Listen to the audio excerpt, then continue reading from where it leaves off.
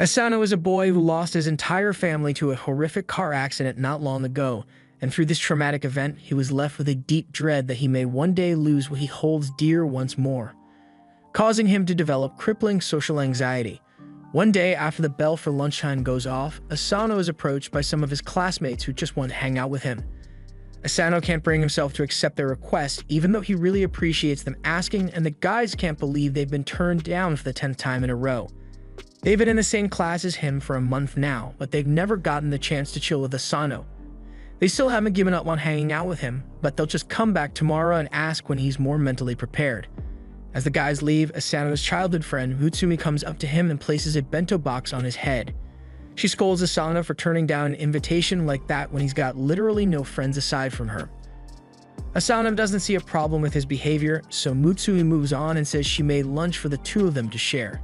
She knows he hasn't been eating properly since he has to work so much, so this is a non-negotiable meal. Asano eventually gives in to Mutsumi's demands, and as they sit down, Mutsumi talks about how she is worried that Asano might stay friendless for the rest of his life.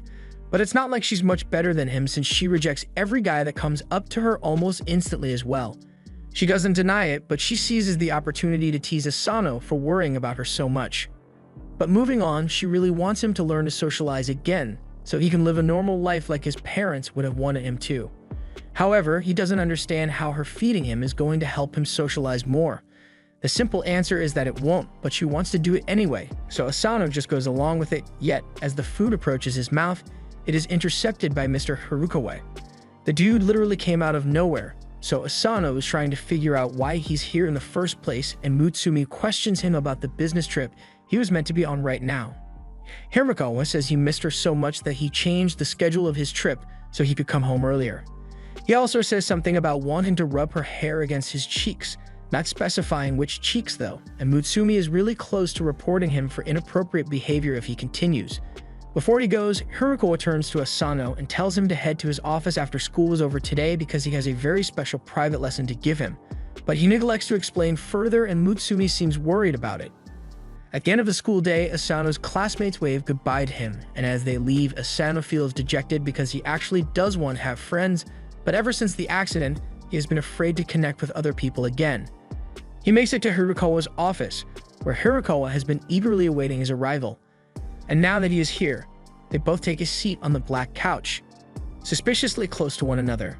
The awkwardness is killing Asano, so he asks Harukawa why he was called here, so Harukawa answers that he just wanted to share some photos from his special homework folder with him. His saying that is weird enough, but what makes it even worse is that all the pictures are of Mutsumi. Asano is now sure that Harukawa is a lost cause, so for the safety of his only friend, he is going to have to report him to the police later. Harukawa continues showing Asano his pictures of Mutsumi, but now they are getting younger. He has ones of her when she was 7 and 5, and even some from her 3rd birthday party. But that begs the question, how did he get those photos if he is just a teacher at the school? Things take a dark turn as Harukawa states that he has been watching Mutsumi for a long time now, and one thing he can't stand is undesirables trying to get close to her. Which is why he had to have a nice little chat with the last guy who asked her out on a date. Asano is scared out of his mind right now since he's now Harukawa's next victim. Harukawa has been ignoring him because he and Mutsumi are childhood friends, but the situation has changed, so he needs Asano gone now. Asano can't muster the strength to fight back or run away because his legs are frozen in fear. However, before Asano can become a missing person, a girl dressed in white jumps into the room and flashbacks the whole place. Luckily, Harukawa has a natural resistance to flashbangs since his eyes are always closed, but he's still not distracted enough for the girl to snatch Asano away and take him to safety. Asano later wakes up to Mutsumi, who's glad he's okay, but then he looks around some more and realizes that he is surrounded by a bunch of weirdos, so he freaks out over it and tries to get away.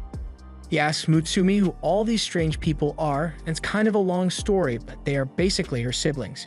She introduces them all to him as Futaba, Shinzo, Shien, Kengo, and Nano, and their guard dog Goliath. She also tells him that they are a family of spies and feels so good to finally come clean about it after keeping it secret for over 10 years. Asano still can't wrap his head around it all since for the longest time he had thought they were just vegetable grocers. But instead of eggplants and radishes, they deal with guns, intel, and narcotics. He thinks this must all be some elaborate prank, so the guns must be fake, and to test it out, he tries firing one, but it actually goes off. Futaba explains to him that being a spy isn't really all that strange anymore. With the current economy, you gotta do what you gotta do to make ends meet. But times are tough with all the cheap public servant spies popping up, so their only edge on the market is their 4.8-star reviews. They'd also got their big brother Kyuichiro, who gives them quite the popularity boost, but he also generates an equal amount of hate.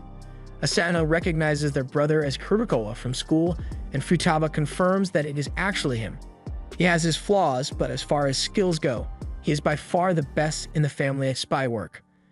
Asano asks why Kyuichiro would try to kill him all of a sudden, so Futaba informs him that they got a tip that someone may try to assassinate Mutsumi.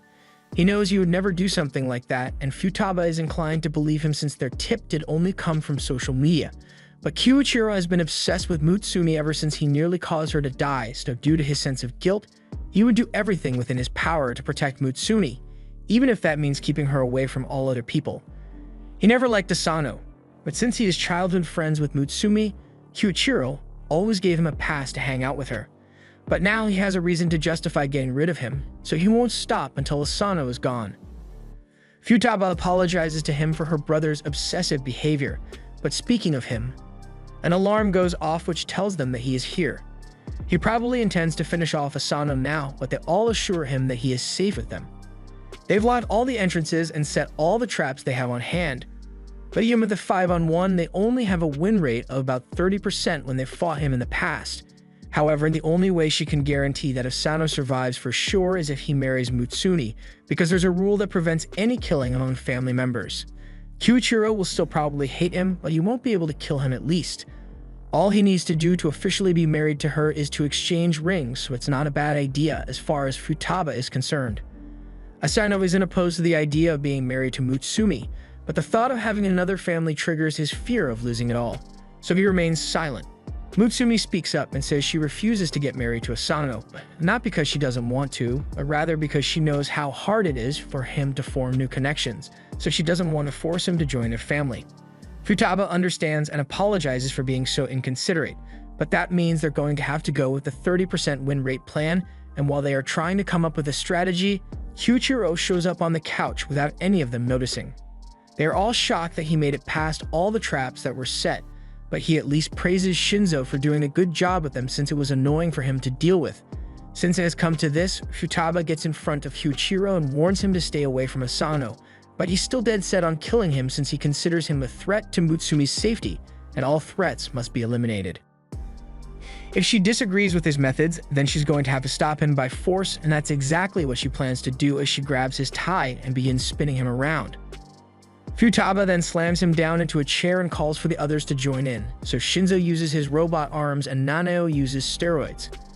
While they keep Kyuichiro busy, the rest of them try to get Asano and Mutsumi to safety, but their attack fails to do any real damage to him since he blocks it all with his wires. Kyuichiro then proceeds to slice up everything in the surrounding area, forcing Nanao and Shinzo to jump back. The weapon he is using is one specially made for him called Steel Spider, and he is quite skilled with it. So Futaba tells Mutsumi to take Asano and run for the hills because she doesn't know how long she can hold him off. She charges at Kiyo with her bare hands, and she seems to be doing something special to get through his wire attacks.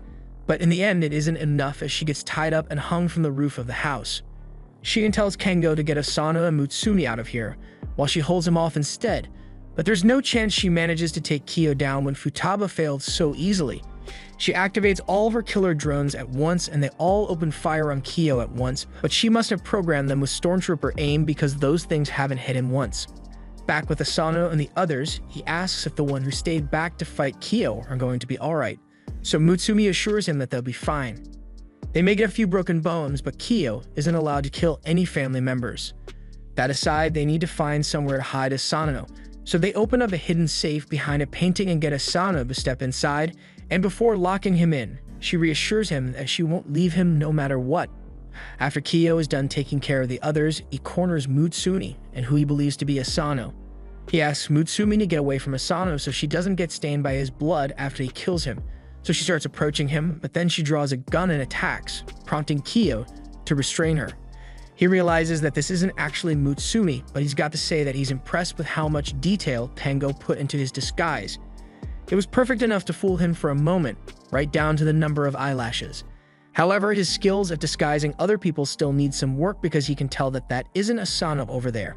Mutsumi takes off her disguise and asks Kiyo to please not kill Asano because she is certain that he isn't trying to kill her. Kiyo finally relents and says he won't try to kill Asano anymore, but in exchange, she's going to have to accept that he won't let her leave the house anymore. He believes he has been doing a half-assed job at keeping her safe, so from now on, he'll always keep her by his side and make sure that she doesn't get put in danger by all those pesky risks like school or romance or fun. He's willing to risk his life for her, and stabs himself with the knife she had in her hand to prove that to her. So all he wants is for her to give up everything she enjoys doing so that he can keep her safe forever. Mutsumi is willing to resign herself to a joyless life under her brother's control if it means that Asano won't have to die, but Asano is not okay with this. He steps out of his hiding spot and tells Kiyo to let go of Mutsumi, but Kiyo has lost all interest in Asano, murderous or otherwise, so he just tells him to leave and stay out of his family business. Asano understands that Kiyo doesn't want to lose his precious sister again, but the way he's going about doing that is totally wrong, so he tells Mutsumi that he's willing to marry her after all. Mutsumi smiles and throws the second half of her ring to Asano, but as he is reaching for it mid-air, Kiyo catches it with his wires. There's no way he would allow Asano to go through with his plan and go snooping in on his family's business, but Asano has a large debt to pay back to Mutsumi for always taking care of a nervous wreck like him, so he uses sheer willpower to break through the threads and grab the ring. After recovering from the beating Kiyo gave them, the others rush in to check on the situation and they find Asano just as he puts on the ring and officially becomes a member of the family. Everyone welcomes him with open arms, all except Kiyo, who's still standing over there in shock. Futaba walks up to him and tells him he lost this round, but this is no time to be upset since he's still about to teach Asano a lot of things so he can actually protect Mutsumi when needed. His last name is now Yozakura, so everyone calls him by his first name Taiyo. After that eventful evening, Taiyo was ready to go home and go to sleep. Mutsumi asks if he'll be alright heading home by himself, but he says he'll be fine. However, he's a bit worried about what happened to Kiyo since he's lost all the color in his body, but Futaba reassures him that he's fine, he's just having a hard time accepting that he lost his sister to him. As Taiyo gets home, he is still having a hard time believing what happened, but since he is exhausted, he passes out on the bed. But by the time he wakes up, he sees Kiyo standing over his bed with a knife ready to stab him. Taiyo manages to dodge on reflex alone, so Kiyo commends him for that, but that still doesn't answer the question of why he is in his room so early or why he has a knife with him. Kiyo doesn't see the issue and just says he is here to give Taiyo the traditional Yozakura family wake-up call, but morning calls usually aren't so lethal. Kiyo defends himself by saying a spy must always be prepared to handle a threat, so he is actually teaching Taiyo how to be more vigilant. But this next part, this is purely for revenge. Downstairs, Mutsumi is enjoying her time making a bento box for Taiyo, so when she hears Taiyo's voice, she heads upstairs to greet him but finds him being puppeted around by Kiyo. Mutsumi asks what's going on here, so Kiyo says he's just having some morning exercise with Taiyo, however she doesn't appreciate what Kiyo is doing so he takes the hint and backs off for now. But then he looks at his watch and tells the two that they don't have much time left, so that he grabs Mutsumi and drags Taiyo out the window of the second floor just before the building explodes. Taiyo has a lot of questions about why his house just went boom, but Kiyo says he'll explain everything later. For now, he's putting his feud with Taiyo on hold and lets him know about the most important mission of the Yozakura family: protecting the Mutsumi Yozakura at all costs. He suggests they leave because the explosion surely attracted a lot of attention, and as he walks away, Mutsumi calls for Taiyo to come along. In a limo, Kiyo gets off a call with Shinzo, who has already analyzed the explosion site and informs them that a bomb was planted in the kitchen. Taiyo has no clue why there would be a bomb in his house if Kiyo wasn't the one who planted it, but it's likely because the target was Mutsumi.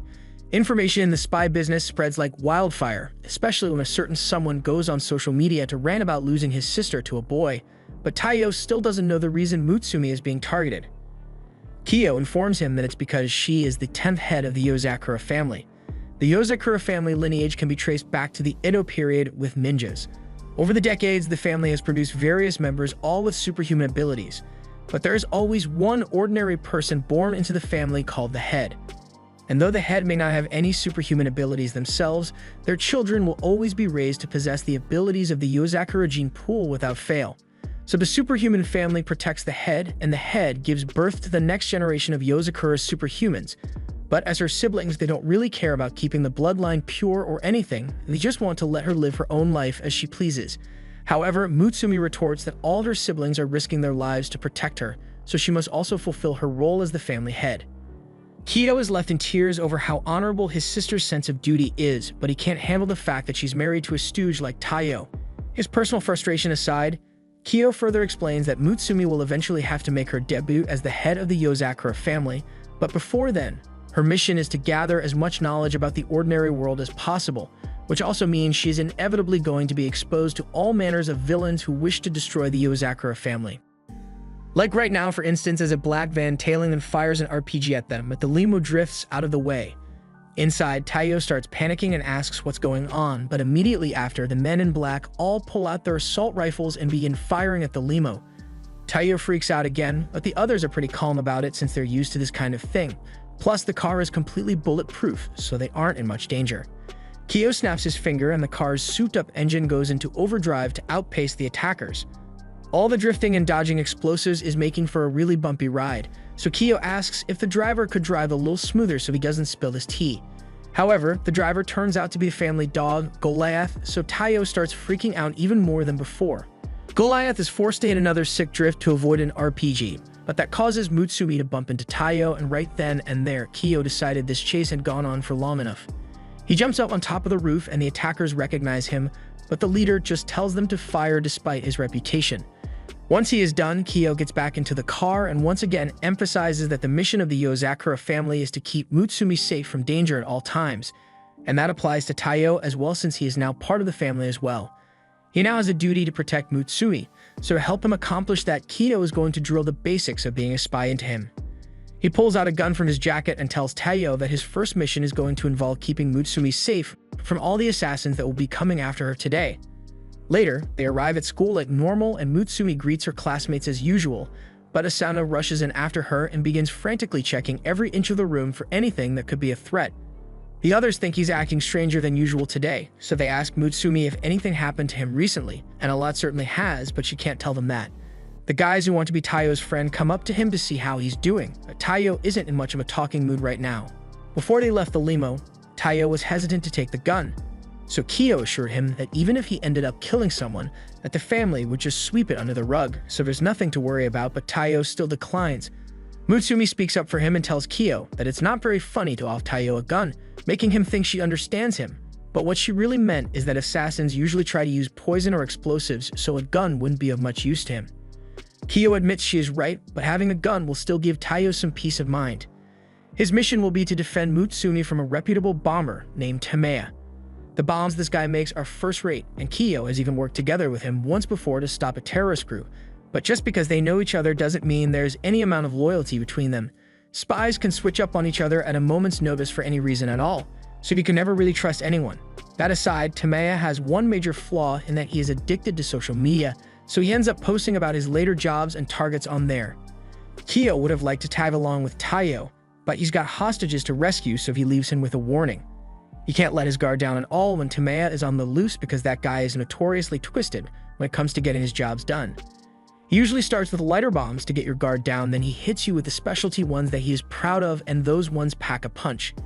Back in class, Taiyo has checked the whole classroom, but he hasn't found anything resembling a bomb yet. However, that doesn't mean Mutsumi is safe because the attacker may have already infiltrated the school, so he can't leave her side no matter what. Just then, Taiyo gets an update on Tameya's page that they have planted the second bomb already, so he's now panicking because he has to search the entire school to find it before it blows up. He notices a suspicious person up in the building.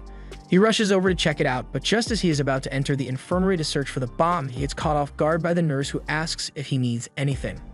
Taiyo gets nervous and just says he's fine before walking away, but as he does, the nurse smiles menacingly. But once he turns back, she has somehow vanished, and we see a note on the door saying the actual nurse isn't here right now.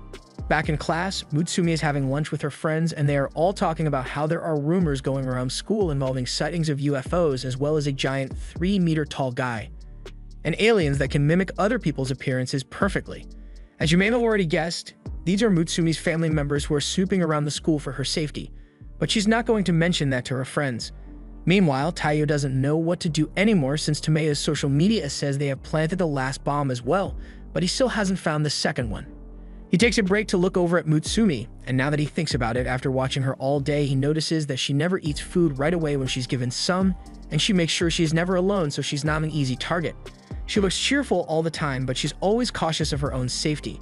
Just then, Taiyo's friends approach him to give him a chocolate, but they are shocked when Taiyo just accepts the chocolate, because normally he would have nearly fainted the second they mentioned his name.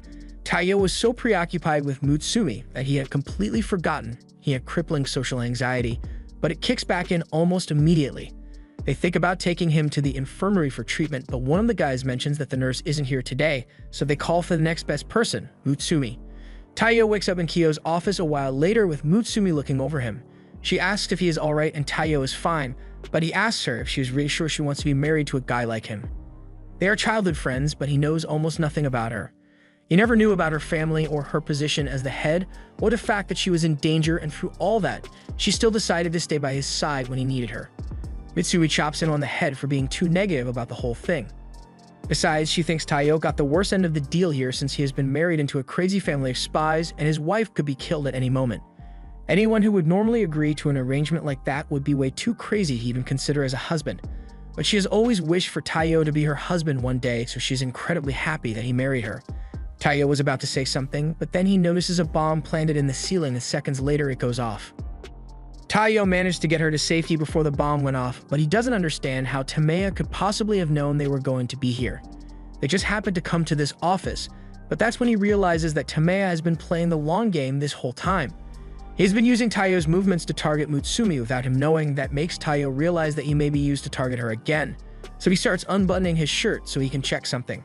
And his suspicion is confirmed as he finds a bomb stuck to his shirt, which must have been placed there during gym class. Tameya probably kept posting about the bombs to make sure Taiyo stayed within range of Mutsumi trying to protect her. Taiyo is a lot of things, but he's not about to let himself become the bomb that kills Mutsumi, so since the exit is blocked, he yeets himself out of the hole in the wall to save Mutsumi from the explosion.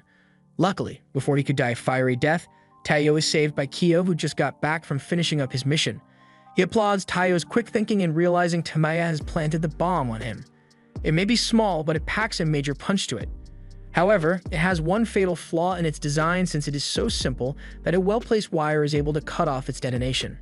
After the worst of the danger is over, they sit back down and Taiyo asks what they should do with the bomb since it's still active.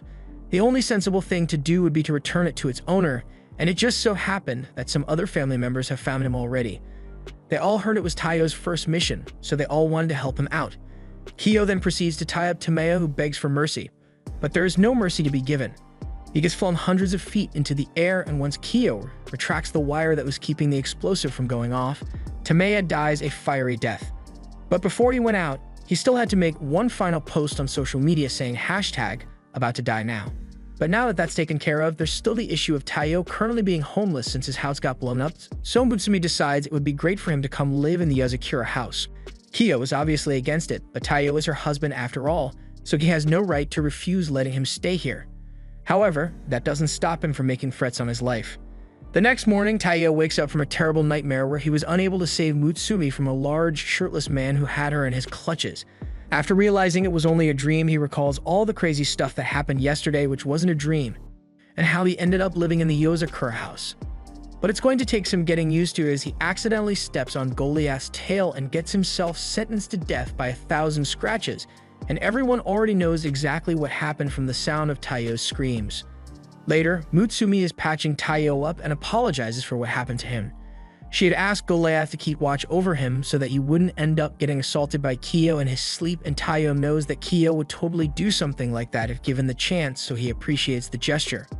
Mutsumi then picks Goliath up and scolds him for hurting Taiyo even though his job was to protect him, but that makes Taiyo nervous because he knows Goliath lashes out whenever people touch him.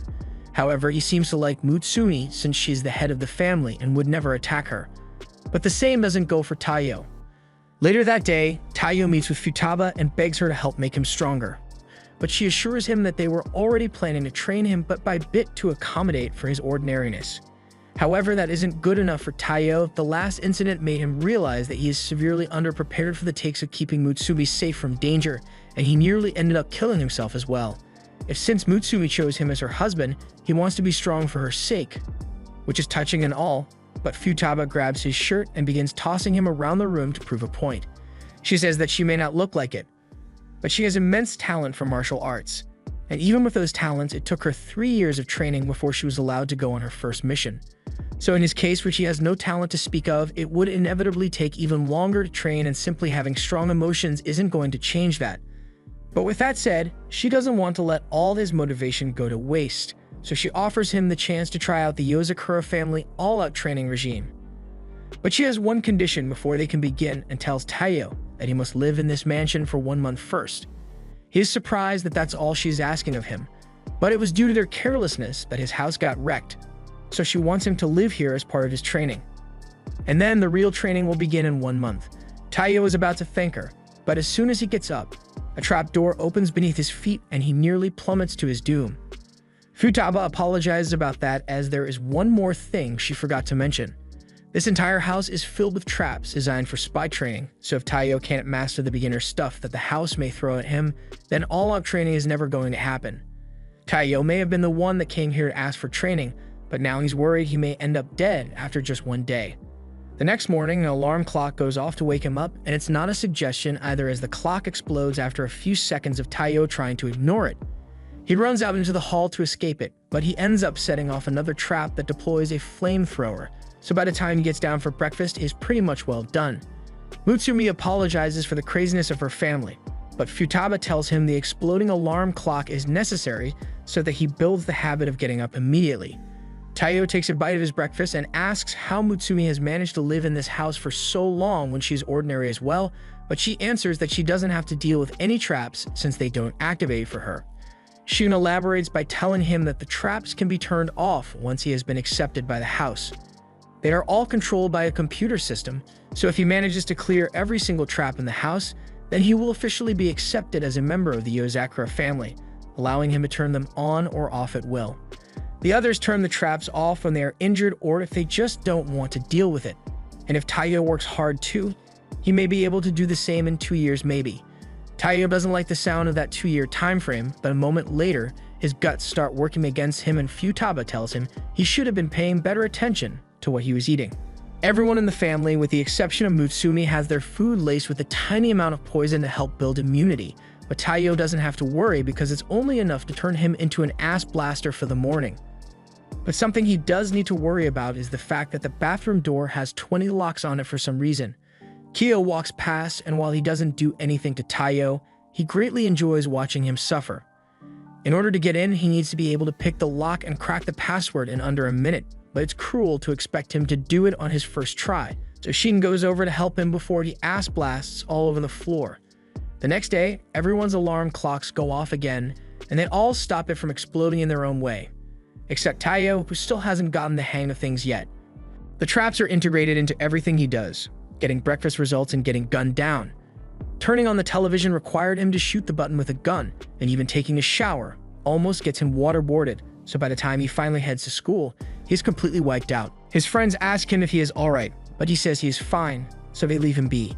By the end of the day, he is completely exhausted, but after going to check up on Mutsumi, he sees that she was working really late into the night, so he covers her with a blanket and decides to put in some extra work as well.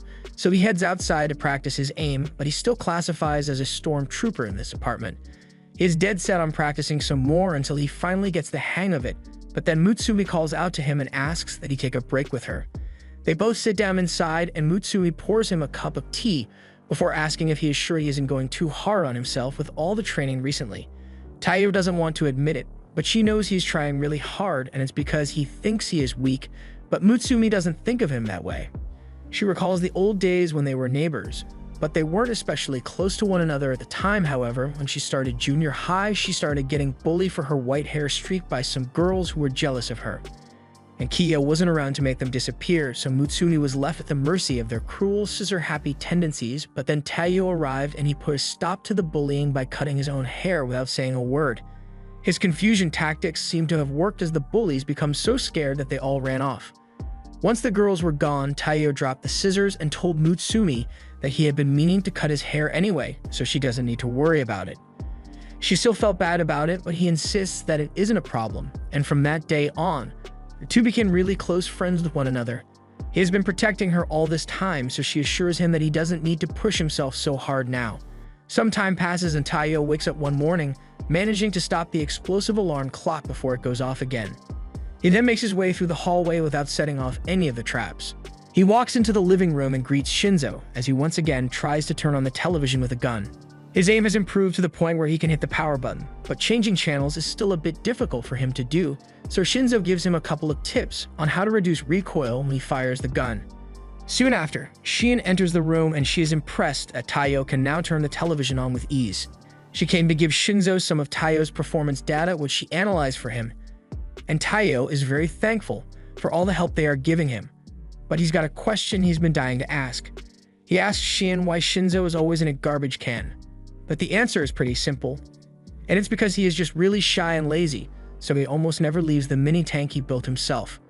But that aside, she tells Taiyo to hurry up because he was supposed to meet Nanao to learn how to deal with poisonous gas. As he leaves, Shinzo says he thinks Taiyo has some real talent with this spy stuff, but while Shien agrees that he is progressing really quickly, it is all due to his own hard work. Later, Futaba and Tengo are walking down the halls when they come across Taiyo and Nanao doing nerve gas training. Tengo tries to interrupt, but Futaba kicks him back into place so Taiyo can train in peace, although she notices that there's something wrong here. Some more time passes and Taiyo is now able to breeze through the morning routine without a hitch, and Mutsuni is really proud of how far he has come in just 3 weeks of living here. He asks her to pass him the milk, but one thing he hasn't managed to adjust to is the mild poison doses, so he once again is forced to race for the toilet. However, he also hasn't figured out how to crack the codes on the door, so Tengo goes over to help him before he has an accident, but as he gets there, he finds Taiyo passed out on the floor, so everyone rushes over to check on him and Futaba asks Nanao to get some medicine ready for him. Taiyo later wakes up on Nanao's diagnostic table, and luckily all he has is a fever brought on by fatigue, so if he rests for the rest of the day, he should be fine. Or at least he would be fine if he didn't have such extensive injuries. Futaba had been on to the fact that he was hiding something for a while now, since there's no way to achieve extraordinary results like Taiyo did without taking drastic measures as well. He hid how much he was overworking himself with the help of the others, and Futaba is especially disappointed in Nanao for enabling this self-destructive behavior. Taiyo tells her it's not the others' fault since they tried to stop him when he started this, but he was stubborn about it and pleaded until they reconsidered because he wants to be able to protect Mutsuni as soon as possible. Futaba chops him on the head for being so foolish and not realizing that he can't take care of Mutsuni if he can't take care of himself first. She gives him a book on the basics of code breaking so he has something to do while he recovers from his wounds, and Taiyo thanks her for being so considerate. But once she leaves, Futaba thinks to herself that Taiyo's resilience is really unbelievable. Normally, if someone drives their body to the brink of collapse so often, their spirit would shatter long before their body ever gave out. But Taiyo continues to train hard for Mutsuni, and that may mean he has what it takes to protect her after all. A couple of days later, Taiyo has recovered and is finally able to unlock the bathroom door on his own, which is a cause for celebration. And since he has finally beaten all the traps in the house, he is granted admin access to turn them off and is officially recognized as a Yozakura now. Futaba personally praises him for all the hard work he has been putting in over the last month, but from now on, he will be receiving the intense Yozakura family training, so he had better be prepared. For starters, Shinzo pulls out a 100-kilogram shirt for Taiyo to change into, and Shien increases the difficulty of the traps, so Taiyo is in for even more hellish training already. The next morning, while Mutsumi is busy preparing a meal for the family, Taiyo comes in and asks her to show him how to put on a bra properly. Mutsumi never thought she would hear those words from Taiyo, but she tries to remain positive and tells him that she will always love him no matter what he does, even though her face clearly shows that she does not approve. Taiyo pleads with her to not look at him like that because this is just a misunderstanding. He was just doing this because he has to practice his disguise techniques, not because he wants to. But if that's the case, then this girl is here to show him how it's done. Mutsumi recognizes that the girl is Tengo, who is a believer that it takes a real man to become best girl. And he's going to make sure Taiyo learns to do this too, whether he likes it or not. A while later, Shinzo walks into the kitchen and sees Taiyo in a bra while Mutsumi and another girl are on top of him. But who is he to judge what a married couple enjoys doing together? Taiyo doesn't want to give Shinzo the wrong idea here, so he clears up that the girl is actually Tengo in disguise. Then Kiyo walks in asking Mutsumi for a goodbye kiss, and that was the breaking point for Mutsumi, so she smacks him in the head and gets everyone to settle down so she can go back to cooking. After that eventful morning, Taiyo is talking with Shinzo, who is meant to go on a mission today, but he just needs to retrieve the original plate for some counterfeit money, so it shouldn't take him too long, but before he forgets, he has a gift he wants to give Taiyo. Later on, Taiyo and Mutsumi arrive at school, and Mutsumi apologizes to him for all the craziness that went on that morning, but all of a sudden, a rogue baseball comes flying straight for Mutsumi's head, but Taiyo catches it without even looking and is able to throw it back with such force that the coach offers him a baseball scholarship on the spot. However, he isn't interested, so he just keeps walking with Mutsumi. Once lunchtime rolls around, Mutsumi and Taiyo sit on the roof to eat together, and Mutsumi takes the opportunity to point out to him that while he may not have noticed, he is becoming more superhuman with each passing day, so if he isn't careful, he may end up giving himself away. People are already calling him a ninja with how no one can hear his footsteps or see him coming, so he agrees that he may be drawing too much attention to himself. He goes in for a bite, but just then, Mutsumi remembers that there's something she wanted to ask Taiyo if he is free after school, because there's something she would really appreciate his help with. And later we see Mutsumi enter worker mode and handle mountains of paperwork with extreme efficiency. And she's not just stamping away either, as she is meticulously looking over each document for discrepancies, and if she finds any, the contract is rejected immediately. She keeps going through the paperwork until she finds some that belongs to Tengo, which he didn't fill out properly. She takes it to his room, and as soon as they get inside, they are greeted by this mess. Kengo doesn't appreciate them invading his privacy, but Mutsumi believes this is necessary because he keeps forgetting to attach the paperwork for his reports. She commands that he find the relevant documents right now, but Kengo doesn't think it is such a big deal and would rather just keep eating his sushi. Taiyo tries to defuse the situation and says that the form must be around here somewhere, so he offers to help Kengo look for it. Kengo tells him that it's not such a good idea to go poking around here because there's a lot of dangerous stuff just sitting in his pile. And besides, Kengo has no intention of searching for the document because he refuses to do boring tasks, including wearing clothes. Mutsumi tells him to get dressed, but he refuses, saying he needs to let his skin heal. After all the disguises he has been putting on, but even if that's the case, he could at least make an effort to hide his dong from his little sister. Kengo doesn't see what the problem is since they used to take baths together just a couple of years ago, and she would always cling to him in the bathtub. He thought she was really cute back then, but now she's more of a nagging mom than anything. Mutsumi takes offense to this, so she feels like it's time she punished Kengo since she is the head of the family, and as soon as Kengo hears this, he just smiles and starts running. Taiyo tries to stop him, but he instantly disguises himself as Mutsumi to throw him off, so he manages to escape. But he isn't going to get very far because Mutsumi then activates the house's lockdown sequence, so no one is leaving until Tengo gets his punishment. Meanwhile, Shinzo is out on his mission and is crawling through an air vent until he finally locates the counterfeit money. But no matter how he looks at it, the technology they got and the airtight security seem like way too much for a basic counterfeiting operation. He overhears a conversation with the director of this operation about how business has been going really well ever since a youngster helped them out, which confirms his suspicion that they have been receiving outside help. Later, he knocks out a couple of guards to get into a vault, and in it he finds a framed counterfeit bill, but it turns out to be a trap as an alarm is set off and he needs to move fast to get out of there. Back at the mansion, Mutsumi and Taiyo check her room to see if Kengo is hiding in there, but there are no abnormal thermal signatures, so the room is clear. Next up, they head over to Shin's room and she's busy playing a handstand game, but she says she hasn't seen Kengo pass through here recently, so they keep checking all the rooms in house until the only one left is Kiyo's room. One of the paintings starts smiling, so it seems like Kengo is having fun playing hide and seek with them. Since they haven't found him yet, Taiyo wonders if he may have already made it outside, but Mutsumi is sure that there is no way to escape the lockdown. Just then, the others come over and ask what Taiyo and Mutsumi are doing, and Shin doesn't seem to have any memory of speaking with Taiyo, so they ask where everyone has been up till now. They say that they've been busy analyzing some drugs they seized from a cartel, and they just got back, meaning Kengo was disguised as all of them earlier. Just then, they notice that Tengo has been disguised as the paintings behind them, and once they spot him, he starts hopping through the halls until he turns around the corner. Taiyo follows him, but gets knocked out as soon as he is out of sight.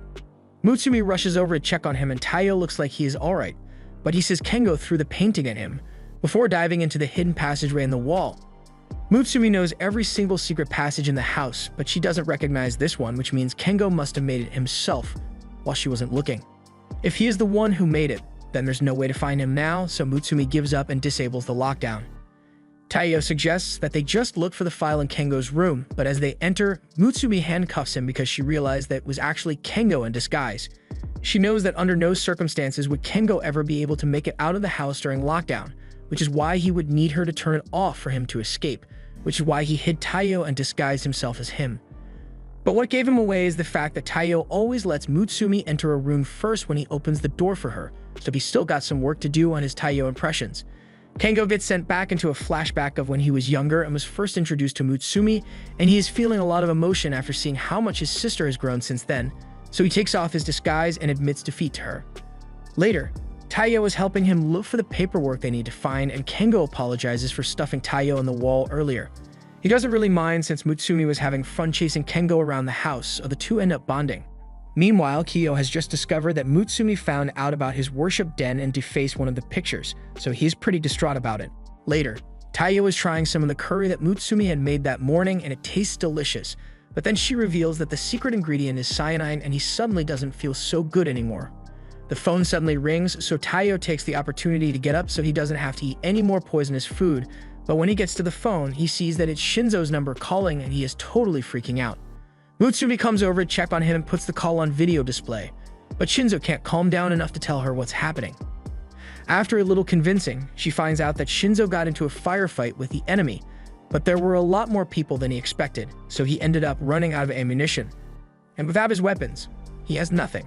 Mutsumi explains that Shinzo is a weapons expert, but when he is unarmed, he becomes a total wimp, so she needs Taiyo to go save him. He agrees, and in a short amount of time, Taiyo is outside the counterfeit warehouse with a small package of weapons to help Shinzo regain his confidence. Mutsumi is going to help him navigate his way around the base while also keeping Shinzo from going into a panic attack, but she asks Taiyo not to do anything too dangerous. However, he almost immediately gets himself held at gunpoint. He panics a little, but then he remembers some things that Shinzo had taught him about how to handle a gun to the back of your head. Be warned, this does not work in real life, but for Taiyo, he jams his head into the gun, preventing it from firing, at which point he grabs the guard's arm and knocks him out. He may have successfully taken down an enemy, but the noise alerted others of his presence, so he needs to focus so he doesn't mess up. From the sound of their running, he can tell that there are 3 people armed with guns and knives, so as they turn the corner, he knees one in the face and then takes care of the other 2, but he still needs to stop one last guy that is about to call for backup. He pulls out a special 8 million volt gun he was given by Shinzo that morning, and with it, he zaps the radio to stop any backup calls and decks the last guy. A few minutes later, Taiyo has made it to the storage closet that Shinzo was hiding in, and Shinzo is really happy to see him, but he's even happier to have a gun again. Taiyo hates to interrupt the reunion, but he thinks they had better retreat before they get caught. However, it's too late as some guards already found them. Just when Taiyo was about to act, Shinzo steps up and disarms them all with his gun. He may be a wimp unarmed, but now that he's packing artillery, he's got a whole new level of confidence. He runs out the door and grabs one guy to use as a human shield while he takes down the rest of them. Taiyo is really impressed by how calm and efficient Shinzo is being right now, but they don't have any time to waste as they need to escape quickly. Mutsumi gives them directions to the nearest exit, but along the way, a sniper shoots Taiyo in the thigh, causing him to fall to the ground. Shinzo was about to return fire, but the sniper warned him not to do anything dumb because he could easily put another bullet in Taiyo's head right now. A shot straight through the thigh bleeds rapidly, so if Shinzo wants to save Taiyo from dying of blood loss, then he had better drop his gun immediately. Since he cares about Taiyo a lot, Shinzo drops his weapon. But since Mutsumi thought ahead for a scenario like this, she told Taiyo to arm Shinzo with the next best weapon available, a fork. In the hands of Shinzo, almost anything becomes a deadly weapon, so he's able to throw the fork so fast that it destroys the sniper rifle, and with the time that bought him, he's able to pick his gun back up and shoot the sniper several times. After that whole mess is done with, Shinzo is carrying Taiyo home and apologizes to him for forcing him to come save him from his own mission. But Taiyo feels like he is the one who should be apologizing for getting hurt and slowing them down. Meanwhile, back at the counterfeit warehouse, another agent has arrived and is torturing the survivors to get them to give him info about who they work for. But he doesn't get the answers he wants, so he just finishes him off and pulls up his phone to find his next target, Taiyo. Late into the night, Taiyo is talking with Mutsumi on the phone as she is casually asking him out on a date. And while he would have obviously accepted, a car pulls up in front of him, so he realizes that something is wrong and hangs up the call before this guy steps out. He asks to confirm that it is actually Taiyo, and after Taiyo answers him, he reaches into his pocket to pull out a badge and tells Taiyo that he is a police officer named Seiji, so he needs to ask him some questions. At the police station, Taiyo is brought into a dark interrogation room where the man tells him that he'll cut straight to the chase. He shows Taiyo a video of him getting choked by one of the guards in the mission he just went on and says it was posted on the dark web, so Taiyo is starting to panic since he's been busted. Seiji goes on to list a bunch of the other crimes he has evidence of Taiyo committing, including unlawful use of a firearm, trespassing on private property, and domestic terrorism. Even Saul won't be able to clear him of these charges, so Taiyo is pretty disheartened, but the Seiji mentions that he finds it strange that he wasn't able to find anything about Taiyo's partners in crime because he knows there's no way a teenager would be able to pull all of this off without some form of assistance.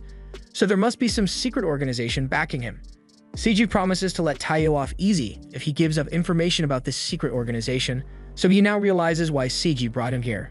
He's looking for someone to snitch on the Yozakura family, and Taiyo is not a snitch, so he firmly says he doesn't know anything. Seiji sees Taiyo as being difficult, so he offers him a glass of water, but he also brazenly drugs that glass of water before handing it to Taiyo. Taiyo is not an idiot, so he refuses to drink it, but Seiji tries to lie, saying it's just some healthy minerals. When his deception fails, Seiji is forced to take drastic measures and force it down his throat. However, Taiyo had countermeasures in place for something like this, so he was able to catch all of the drugged water inside a water balloon and spit it out. Once he recovers, he tries to reiterate that he knows nothing about any secret organization. But then he mimics Seiji isn't in his seat anymore, and just then, he appears behind him and nearly uses a hammer to cave his skull in. Taiyo managed to dodge out of the way, but then he stumbles onto a garbage bag that seems to be leaking human-flavored jam, and he's starting to question if Seiji is actually a police officer or not. Seiji calmly explains that the man in that bag was a drug dealer who has ruined the lives of countless people. However, he always managed to escape punishment for his crimes by using his wealth and connections, so he took it upon himself to bring down the crime boss. He may be a police officer, but he is under no obligation to protect those who break the law. Right now, Taiyo is no exception. It was at this moment that Taiyo noticed one of Kiyo's threads nearby, so he realizes that this must either be some sort of test or Kiyo is messing with him. So he buckles down and tells Seiji that he would rather die than give up any information. Seiji commends him for his bravery, but he's still going to smack him with the hammer regardless. Before the hammer connects, Taiyo managed to free himself from Seiji's grip and roll away, causing him to strike the wall and reveal that Kiyo has been hiding here the entire time. Seiji realizes the jig is up now that Kiyo has been revealed, so when Taiyo asks for an explanation, Kiyo explains that Seiji used to be a classmate of his, and they currently have a deal together in exchange for the Yozakura family helping him out with his investigations. He covers up all the possibly illegal stuff the Yozakura family does. Seiji still finds Kiyo to be exhausting whenever he is around, but as far as Taiyo goes, he tells him he passed his little tests since he didn't rat out his friends. Kiyo is glad everything worked out, but since he is here anyway, Seiji wants his help with an investigation he is currently engaged with. However, Kiyo doesn't want to have to deal with it now, so he makes up an excuse about having somewhere he needs to be and says he'll be leaving now. Since there is nothing left to do here, Seiji asks Taiyo if he wants a ride back home, but he says he'll be fine. The next day at school, Taiyo is completely wiped since he didn't get to sleep at all last night. Mutsubi asks if he is alright, and he's about to explain everything that happened last night, but Kiyo walks into the room, which is pretty unusual even if he has a persona as the vice principal here. He tells the class that their usual teacher is out sick today, so he will be acting as their substitute teacher for the day. As Kiyo is teaching the class, Taiyo is finding it harder and harder to stay awake, so he thinks it would be alright to just have a little nap. But the second his eyes are closed, Kiyo sends a piece of chalk flying his way so fast that if Taiyo had managed to dodge, that's what would have happened to his head. Kiyo then starts using Morse code to talk to Taiyo and tell him that his spy must always be in a state of awareness of their surroundings. Dolphins and migratory birds are able to do this by only sleeping with half their brain at any given moment, and it's possible for humans to learn this power as long as the person trains hard enough. Kiyo, for example, managed to learn this at the age of 15, and he hasn't slept since then, but Taiyo complains that it's totally unreasonable. Kiyo says he'll be using his threads to keep an eye on Taiyo's heart rate, and if he happens to fall asleep at all during the class, then he'll be woken up by a piece of chalk traveling at the speed of sound in his direction. Taiyo can't believe he has to deal with training even at school, and Mutsui jumps in on the conversation as well to back him up since she knows Kiyo is just doing this to mess with Taiyo. Taiyo is surprised she knows how to use Morse code as well, but it's natural for her since she has been part of the spy family her entire life. She tells Kiyo to leave Taiyo alone while he's at school, but Taiyo stops her and says she doesn't have to worry because he can handle any kind of training Kiyo throws at him. Kyo likes Taiyo's confidence, but he's going to make sure that it doesn't last long, so he pulls out a green pill, slams it on his desk, releasing a cloud of smoke into the classroom and effectively gassing everyone. Mutsumi manages to hold out since she is always prepared in case of gas attacks, although she never would have expected that she would have to use it to protect herself from Kyo. The pill he just crushed contained a special sleeping gas that Nano developed, so one whiff of this stuff will put most people to sleep. And that includes Taiyo as well. Now that he has fallen asleep, Kyo has all the freedom in the world to hit him with as many supersonic chalk attacks as he wants, but at the last second, Taiyo springs back up and blasts the chalk away with his Volt gun. Mutsumi is glad that he managed to stay awake after all, but that doesn't seem to be the case since Taiyo is actually out cold, but he has somehow awakened the ability to protect himself in his sleep. Kyo has to admit that he is impressed, but the training is far from over since he still needs to push Taiyo to his limits. He throws several pieces of chalk at him, and even though he's asleep, he is still managing to skillfully evade and counter the attacks. So much so that he is able to evenly match Kyo at every turn, but Mutsumi doesn't like how Taiyo is becoming a monster as well. That while later things settled down, but apparently Taiyo's state of sleep awareness was only temporary as he hasn't been able to replicate it since, and he has also had constant sleepwalking issues as well. The next day, Taiyo is busy reading a spy magazine which is detailing every single reason spy marriages often end in divorce. And the main cause is usually overworking to the point where the connection fades away. So to prevent this, when Mutsumi brings a cup of tea for Taiyo, he tries to ask her out on a date, but he is interrupted by a call from Seiji, since he needs Taiyo to help him on a mission. Taiyo doesn't really want to have to do this, but Seiji insists on it, so he reluctantly agrees and heads out to the mission location. Later, Taiyo has arrived at an amusement park and asks Seiji over the phone what he's supposed to be doing here. He gets briefed on the situation and is told that there is a couple in the park who are in possession of illegal guns, so he needs Taiyo to smoke them out. He still doesn't have much info on what the couple looks like, so Seiji tells Taiyo to stay on the lookout for any suspicious-looking people in the park. However, with everyone else having come as a couple, Taiyo is the one who looks most suspicious. While he is lamenting over how out of place he looks, Mutsumi comes up to him with a drink in hand to cheer him up. It takes a minute for Taiyo to realize that it's Mutsumi, but once it finally clicks that it's her, he starts asking how she even found this place to begin with. As for how she knew he was here, she just had to ask Seiji. But she also makes a point that being in the park as a couple would be a lot more natural for his mission. Taiyo tries to protest since this mission could be dangerous, but she tells Taiyo to keep his voice down since the targets could be nearby since there are all these suspicious couples around. And besides, she has enough training to defend herself and Taiyo is here to protect her if anything goes wrong, so she should be fine. Taiyo can't really argue with her logic, plus the people he's after are targeting Mutsumi in the first place, and most importantly, this will give Taiyo a chance to actually go on a date with Mutsumi and keep their marriage alive. One of the suspicious couples starts heading towards the roller coaster, so Mutsumi suggests they go after them for surveillance purposes. They end up getting on the roller coaster with a punk rock couple and a normal-looking couple, and as the ride begins, everyone has their different reactions.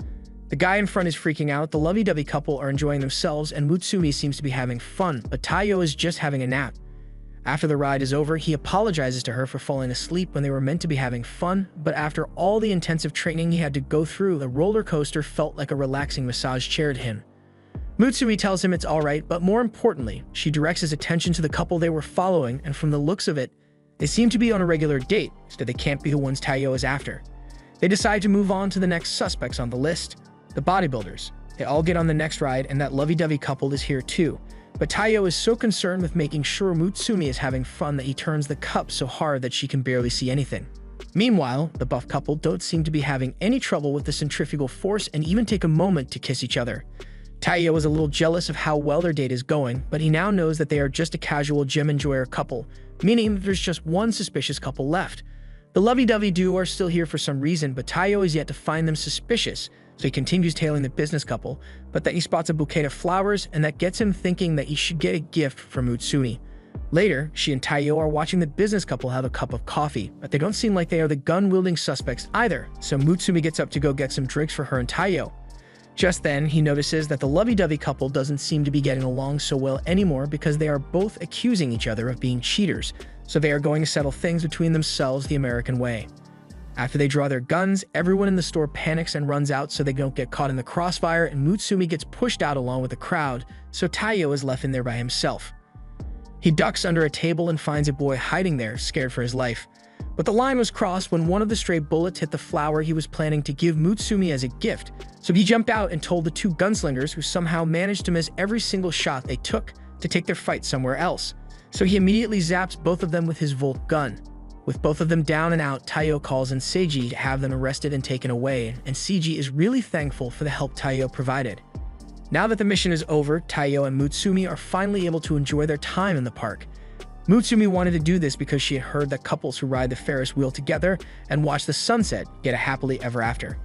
Now that Taiyo knows what this was about, he gains the courage to give Mutsumi the gift he had gotten for her, although it's a little damaged. She is stunned since she never expected Taiyo to be the kind of person to go for romantic gestures like this, but it makes her really happy.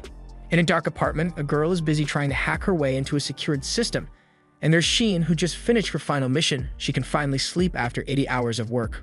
But that doesn't last long because she gets an emergency alert on the screen saying that someone has breached the system, and she now needs to deal with a hacker who is messing with her system. The hacker gets locked out, but Sheen isn't done with her yet, as she's going to make sure to ruin her computer as payback for forcing her to stay awake longer. The hacker panics after she loses control of her computer, but then she remembers that she can just unplug her computer, so Sheen has no way of finding out who she is or counter-hacking.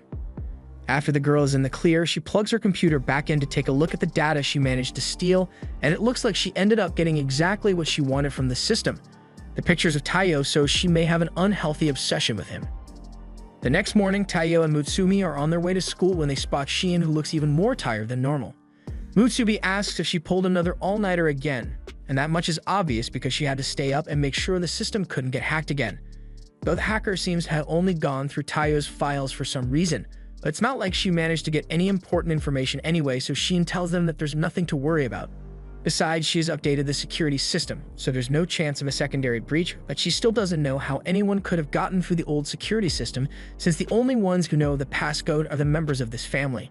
Taiyo already knows this isn't going to end well, but there's nothing he can do about it right now, so he just goes to school with Mutsumi as usual. Just then, he notices something off, so he stops Mutsumi just in time to avoid several spikes that were thrown at them, and since there's imminent danger, Taiyo takes Mutsumi and runs off. The assailant, who also happens to be the same hacker from earlier, chases after him. Taiyo and Mutsumi keep running until they turn into an alleyway, at which point Taiyo turns around and draws his gun to counterattack his pursuer. The girl surprises him with an attack from above, but Taiyo is still able to counter and throw her back. The girl loves how strong Taiyo is in person, and she straight up tells him that she's in love with him, and immediately after that, she asks him to die for her. Taiyo is confused, but Mutsumi seems to know exactly what's going on since she recognizes the girl. Her name is Ayaka, and she is well known in the underworld as the Manhunter Spy, although she does appreciate the name. She is called that because she has a reputation for using her spy techniques to follow men she has a crush on, and then shortly after she stabs them to death. This means that Ayaka has fallen in love with Taiyo, and she mentions that she became even more infatuated with Taiyo after his achievements became recognized, and he officially had his first bounty on his head. But it worries her a little since there are now a bunch of people trying to kill him for non-love related reasons, which she proves by taking out one of the assassins that had been after Taiyo. Since there's so much competition for his life, she wants to make sure she is the one to take out Taiyo so that no one else can have him. There are a lot of little things Taiyo does as well that make her like him even more, like how he tries not to ruin plants when he's infiltrating, or how he always repairs the damage he causes whenever he's on a mission. Taiyo doesn't know how she even managed to learn all this stuff about him, but Mutsumi agrees with Ayaka since she knows that Taiyo is totally lovable in every way imaginable. Ayaka beckons him to come to her so she can romantically stab him to death, but Taiyo slowly backs up and says he wants nothing to do with her since he is already married to Mutsumi, and frankly, even Bob the Builder wouldn't be able to fix that much crazy, so what chance does he have? Ayaka doesn't take the hint and thinks Mutsumi must have brainwashed Taiyo into marrying her, so she would love to take Mutsumi out right now and get rid of her rival, but Kiyo strictly forbade her from harming Mutsumi in any way. Both of them are surprised to find out that Kiyo is involved in this, so Ayaka explains that no one can target a member of the Yozakura family and survive while Kiyo is around, so she went to him in the slight hope that he would allow her to kill Taiyo, and to her surprise, he said she can do whatever she wants with him as long as Mutsumi stays safe. And since Kiyo was feeling so generous, Ayaka also asked if she could take a look at Taiyo's personal files as well, so Kiyo just gave her the access code to the system. But even with all the prep material Kiyo got for her, this attack failed, so she decides to leave for now and come back later, but not before displaying her needle-throwing capabilities. Later that day, Ayaka manages to weasel her way into Taiyo's school as a transfer student, and by sheer coincidence, she gets assigned the seat right next to Taiyo. As she is walking over to her desk, she pretends to trip over and launches a spike straight at Taiyo's face, but he was able to block it with his notebook just in time. And this was only the beginning of Taiyo's ordeal with Ayaka, because throughout the rest of the day, she continuously attempts to catch him off guard and stab him. But by third period, Taiyo has pretty much gotten used to it, so he can dodge the needles with little effort, and by this point, her needles are nothing more than a slight inconvenience to his daily routine. Ayaka is crying her eyes out over Taiyo refusing to get stabbed, but she is still delusional, so she decided to step things up and throws needles into the necks of everyone in the class, causing them to all stand up in unison. Taiyo was wondering what Ayaka just did, so she explains that she just used her needles to inject the students with mind control poison, so they'll do anything she says now. She orders them all to subdue Taiyo because she knows he isn't going to fight back against regular people, and Taiyo is eventually completely surrounded. Taiyo tells her it isn't fair to involve innocent people in her little schemes, but she's too crazy to listen to reason, so Mutsui has to use herself as a human shield in order to stop Ayaka. However, while Ayaka was distracted, the guy she struck with needles before comes back for revenge against her and fires a gun to kill her. Fortunately, Mutsumi is faster than bullets and is able to push Ayaka out of the way because her life is precious, even if she's trying to kill Taiyo. But the guy gets no such mercy because Taiyo immediately electrocutes him until he falls out the window of the third floor. Now that he is taken care of, Taiyo rushes over to Mutsumi to see if she is alright, and Ayaka is left wondering why Mutsumi would risk her life to save someone who is trying to steal her husband. Mutsumi answers that she just didn't want someone who can appreciate Taiyo's charms just like she can to die for no reason, and that single act of kindness was enough for Ayaka to switch teams because she's now into girls, specifically Mutsumi. After school, Taiyo is glad that he doesn't have to worry about Ayaka trying to stab him anymore, but he also finds it a little annoying how she's trying to steal his wife now. He asks Mutsumi how she is handling all of Ayaka's clinginess, but she has had to deal with Kyo for years, so Ayaka is a lot easier to manage. Meanwhile, Taiyo receives a call from Shin, and a while later, he has been roped into joining her for a video game session. Mutsumi explains that Shin drags one of the family members into her room every once in a while to join her in her sleep-deprived work. Last time she got Shinzo to join her, and he didn't get to sleep for 5 days straight because of it, but Mutsumi assured him that she'll be here on standby in case his heart gives out from too many energy drinks. Taiyo is a little worried about what he may be getting himself into, so Shin tells him that there's no need to worry because this will just be a trial run for him, so it shouldn't be anything too difficult. It's a simple game with simple rules. When an enemy shows up on screen, you have to defeat it. The game seems simple enough so Taiyo is able to keep up with Shin, but then she says they'll be going up against a final boss, so they need to stop the train in its tracks. Shin warns Taiyo that a terribly realistic cutscenes will play if they don't manage to stop it, and Taiyo wants to avoid seeing something like that as much as possible, so he furiously mashes the buttons until they successfully stop the train. And in unrelated news, a runaway train has just managed to stop, but no one knows how it happened. Taiyo realizes that the game must have been controlling the train, and Shin confirms it, telling him that this is how she completes her missions. She converts them into games and plays them to finish. The reason she brought Taiyo to join her today is because she has a mission to complete, and it would have been a hassle to complete it on her own. Some protesters are taking things too far, so they need to stop them before they can crash a helicopter into a thermal power plant. They just need to stop the figurative dragon before it can do any damage, so after briefing Taiyo on the objective, Shin starts the mission. She is skillfully destroying tons of the little attackers, but on Taiyo's end, he still hasn't figured out the controls yet, so he runs into a dead end and keeps trying to run through it. Shin tells Taiyo he sucks at video games and a spy needs to have this kind of skill, but then Taiyo just gets through the wall anyway. He doesn't know how he managed it, but he has activated the no-clip glitch as well as the invincibility glitch, so there's no way he's losing now. However, Shin is pissed because only cowards use glitches to beat games. Mutsui tells her to focus on the game because the helicopter is getting close to destroying the plant. Shin decides to show off her game skills and dashes through the horde of minions before closing in on the helicopter and knocking it down. However, even though the initial goal has been accomplished, the game isn't over yet as there are still tons of smaller ones heading their way. It seems the protesters called in a bunch of drone strikes and Shin isn't prepared to handle this on her own. So she starts calling up Shinzo to ask him to get the missiles ready, but Taiyo doesn't think they'll need to go that far because he has an idea. He has Shin take over the systems of the helicopter she just took down, and with it, they are able to destroy tons of drones at a time. It was a brilliant idea on Taiyo's part, but if the Taiyo stops pressing buttons for even a second, the helicopter is going to crash. A couple of the drones manage to slip past them, and it looks like they were about to destroy the power plant, but out of nowhere, Ayaka's avatar jumps in and stops them. Ayaka hacked her way into the system again, but she just wanted to steal more of Taiyo's pictures and some of Mustumi as well, which is when she somehow ended up here. And she's being a huge help, albeit unintentionally, so Sheen decides to ignore her and push forward to complete the mission. After some more blasting, they eventually take out the last drone, so Taiyo breathes a sigh of relief, and Sheen had a good amount of fun with it. Ayaka also feels relieved even though she doesn't know what just happened, but now that the mission is over, Sheen locks her out of the system again. Shin congratulates Taiyo on doing so well with his first virtual mission, but she wants to show him that he can't do everything with glitches, so she's not letting him leave this room until he has learnt how to play games the right way. And that led to 3 days straight without sleep, so Taiyo is in terrible condition right now. A while later, we see 2 spies who just got done with one of their missions, and one of them, who is called Oga, is taking a break and reading the latest issue of Spies Monthly, which has put Taiyo on the front cover. Oga is really impressed with all of Taiyo's achievements, but his partner, Sui, refuses to show interest in anything that does not involve their missions.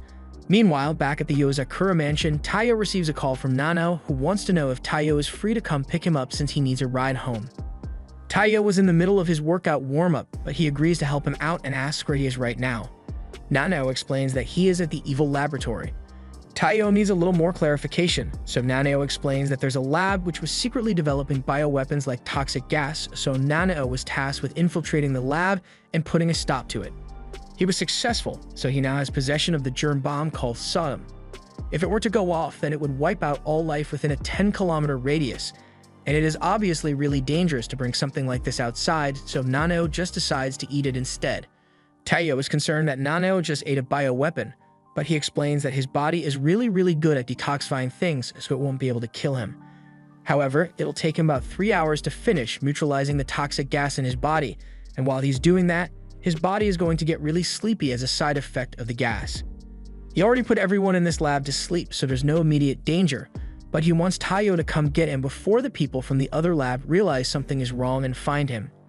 Taiyo understands what he needs to do, so he suits up and gets ready to head to the lab, but as he gets there, he finds it odd that he was able to get in here so easily. He keeps his guard up as he checks around each corner, but there are still no signs of any security whatsoever. That is until Taiyo comes across the bodies of the security guards, and he's starting to get an even weirder feeling about this place. The guards have already been taken out and the security system has been breached, but this isn't the kind of thing Nanao would choose to do, so he wonders who's responsible for this. He gets a little distracted while thinking, so one of the guards who wasn't knocked out aims his gun at Taiyo, but before he can fire, the guard gets knocked into a wall by a ball and chain, and the ones who saved him are none other than Sui and Oga from earlier.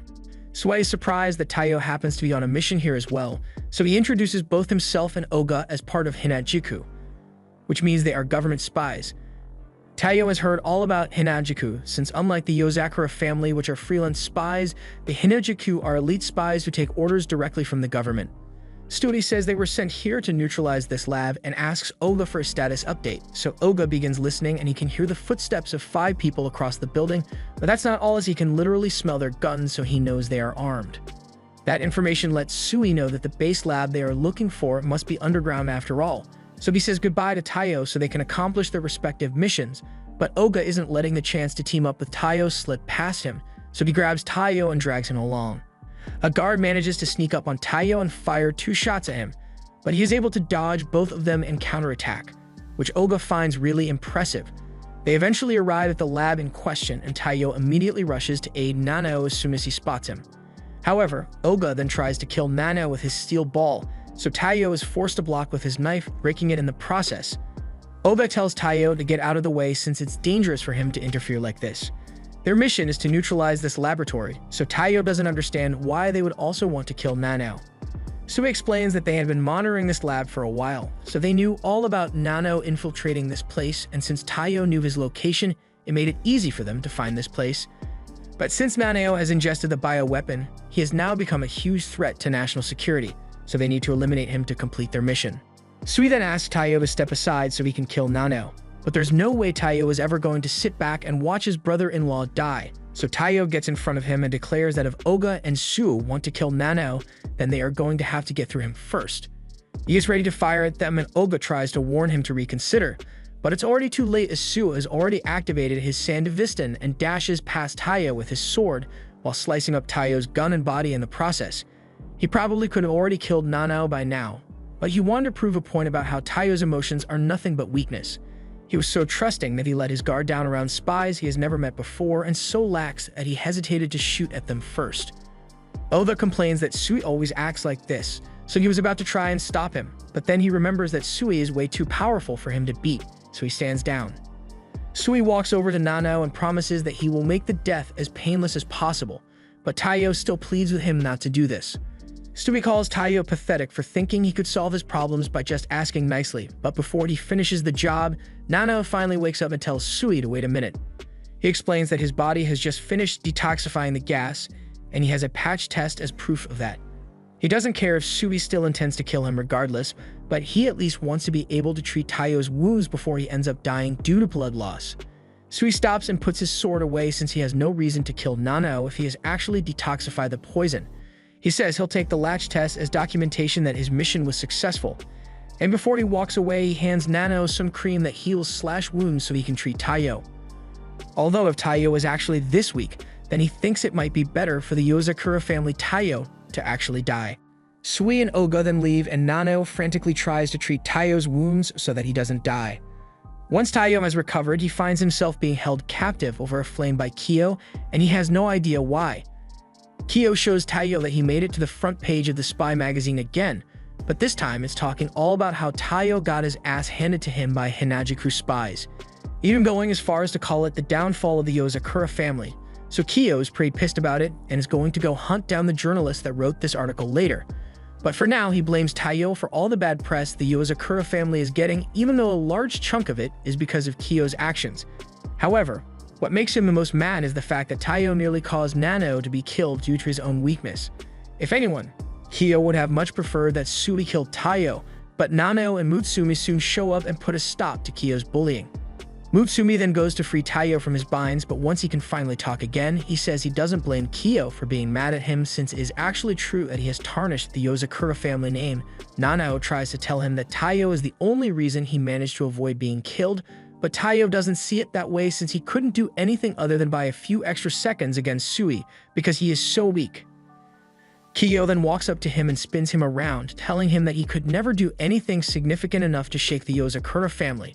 But if he really wants to take responsibility for his loss, then the only thing he needs to do is get stronger and go get revenge against Sui. Sui is currently standing on a train and tells a guy to move, but the guy doesn't want to budge since his legs are long, and there are plenty more space for Sui, but Sui takes it personally and shreds the man's clothes. After which he walks away to find another spot anyway, and after he is settled in, he finally addresses something that has been bugging him for a while and asks Taiyo what exactly he thinks he is doing with that obviously suspicious disguise. Taiyo realizes he has been found out, and Sui asks if he's here to try and get revenge for the last fight they had. But that's not what Taiyo is here for. Earlier, Kyo explained that Hanajuku spies all have unique skills, and in a battle between spies, if Taiyo wants to beat them, then he's going to need to steal as much info as he can about their abilities. Which is why Taiyo tells Sui that he's going to learn everything that he lacks as a spy by watching Sui. This is the first time Sui has ever heard someone announce that they intend to spy on him, but he has no objections and says Taiyo can do whatever he wants. But it's not like he believes Taiyo will be able to keep up with him and his Sandevistan. Taiyo was having trouble keeping up with Sui and remembers what Kyo had told him about the Hanajuku moving technique. It's their secret method of walking silently at high speed, so it helps them in infiltration, tailing, and combat. As one of the squad leaders at Hanajuku, Sui is particularly skilled at this technique, so Taiyo would have a hard time noticing him. But even so, Taiyo must do everything in his power to keep track of him. However, Sui gets annoyed when Taiyo starts keeping up with him, so he uses his sword to shred all of Taiyo's clothes and leave him to be arrested by the station police. But Taiyo still refuses to give up, so the next day, while Sui and Oga were out on one of their missions, Taiyo was tailing behind and Sui is fed up again, so he shreds his clothes again. On day 3, Sui and Oga were hanging off the side of a building to have their lunch, and Taiyo is still behind them, so Sui slashes his clothes off once more. By the time a week has passed, Sui and Oga are on another mission, and Taiyo is helping them out since he's still following him. Oga is still a fan of Taiyo and is impressed with how much he has improved over the week, but Sui doesn't care and moves in to slash off Taiyo's clothes off again. But this time, Taiyo manages to dodge enough to save his pants from getting slashed, and Sui is starting to realize that Taiyo may actually be getting better, but he still slashes off the rest of his clothes again. Later that day, Nanao walks into the kitchen and finds Kiyo preparing dinner, so he asks if he has seen Taiyo anywhere, and Kiyo answers that he found him collapsed by the door, probably because he lost to Sui again. But when Nanao asks if that means he carried him up to his room, Kiyo reveals that he is currently using Taiyo's body as a cutting board. Nanao pushes Kiyo out of the way and checks on Taiyo to see if he is alright, but he just laughs and says Sui got him again. Nanao doesn't understand why Taiyo would be pushing himself so hard to follow Sui around, but Taiyo believes he needs to do this to overcome his weakness. He nearly let Nanao die, and he's sure that no one would want a big brother as lame as him. Nanao doesn't see it that way, since from day one, Taiyo has always been doing things that no one would expect of him. So no matter what anyone says, Taiyo is always going to be cool in his eyes. On the 10th day of Taiyo following Sui, he has managed to tail him for the entire day, so Sui is indeed impressed, but he is done playing around with Taiyo, so he plans to finish him off once and for all this time. However, this time as Sui prepares to strike him, Taiyo knows the attack is coming, so he is able to grab his arm, although he still gets slashed in the process. After getting hit so many times by Sui's blade, Taiyo has realized that the slashes are spread all around his body, and the first one always starts from the center.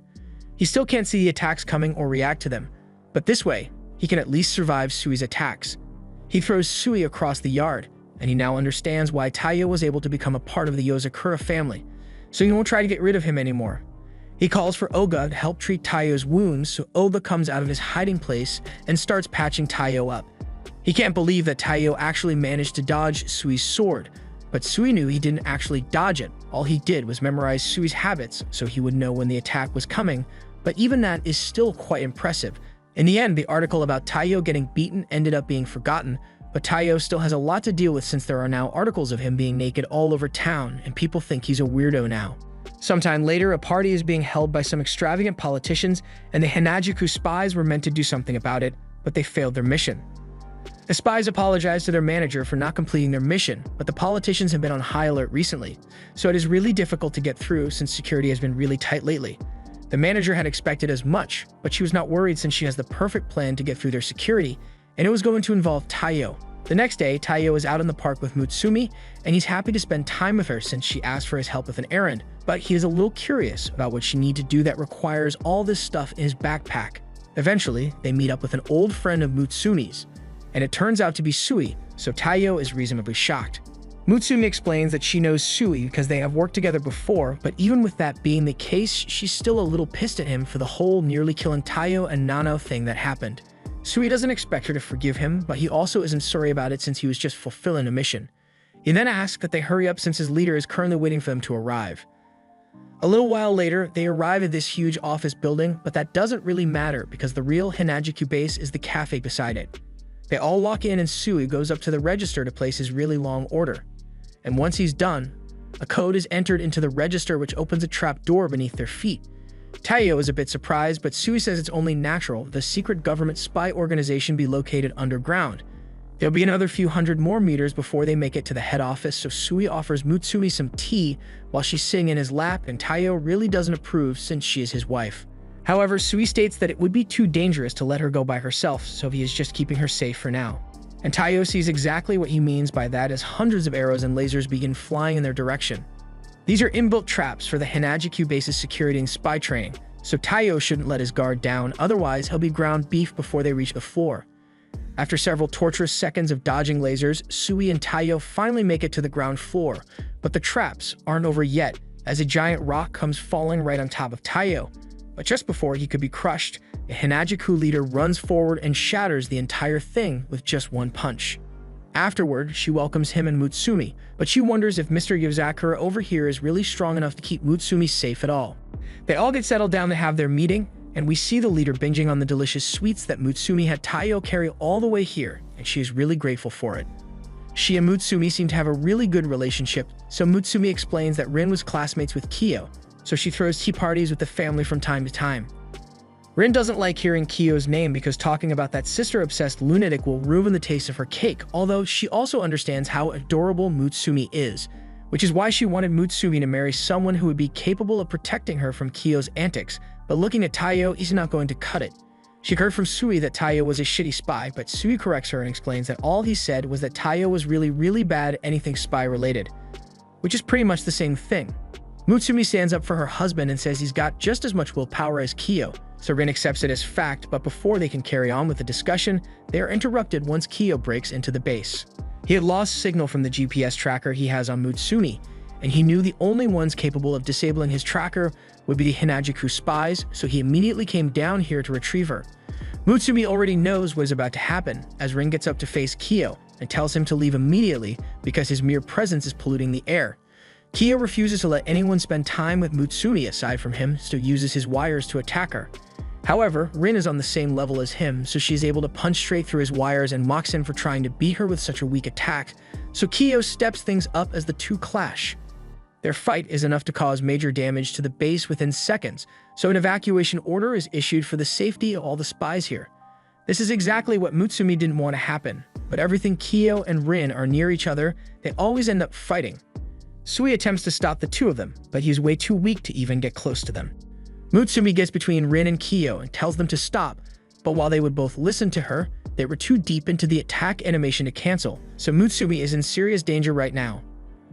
Fortunately, Taiyo manages to pull her head down before she gets her jaw caved in, but he wasn't able to save himself though. He gets knocked out and Mutsumi is furious, so she threatens to never speak to either Rin or Kiyo ever again if they continue causing trouble like this. At the thought of losing Mutsumi, Kiyo goes unconscious and Rin begins pleading for forgiveness. But on a side note, she has to admit that Taiyo is a lot tougher than she thought he would be since he was able to survive a direct hit from both her and Kiyo. Her opinion of him has improved, so she asks to discuss something with him when he regains feeling in his face. She wants Taiyo to go undercover to spy on a politician. He has provided free education, normalized pensions, and reduced consumer tax, so the people absolutely love him. But Rin says a lot of his achievements were built upon a lot of bloodshed. He has 3 of the most dangerous spies in the world, red, blue, and yellow. All as his right-hand men who help him with his bribery, assassinations, and every other illegal trick possible to gain public favor. And with the next general election coming up, he's going to be planning something big.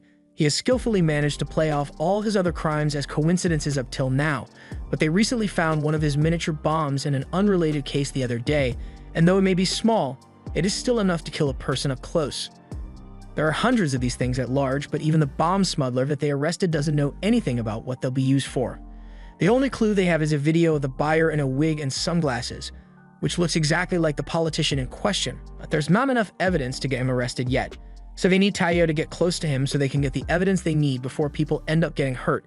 Taiyo asks why they are trusting him with this mission. So Rin explains that Kuroyuri is originally from Japan, so he is aware of the existence of the Hanajuku spy organization and has his guard up, which is why they need Taiyo to disguise himself as a girl to get in. Taiyo understands the assignment, but he doesn't understand why he needs to be dressed as a girl for it. So Rin shows him a job poster Kuroyuri put out for a girl with black hair, and that's exactly what they need Taiyo to look like.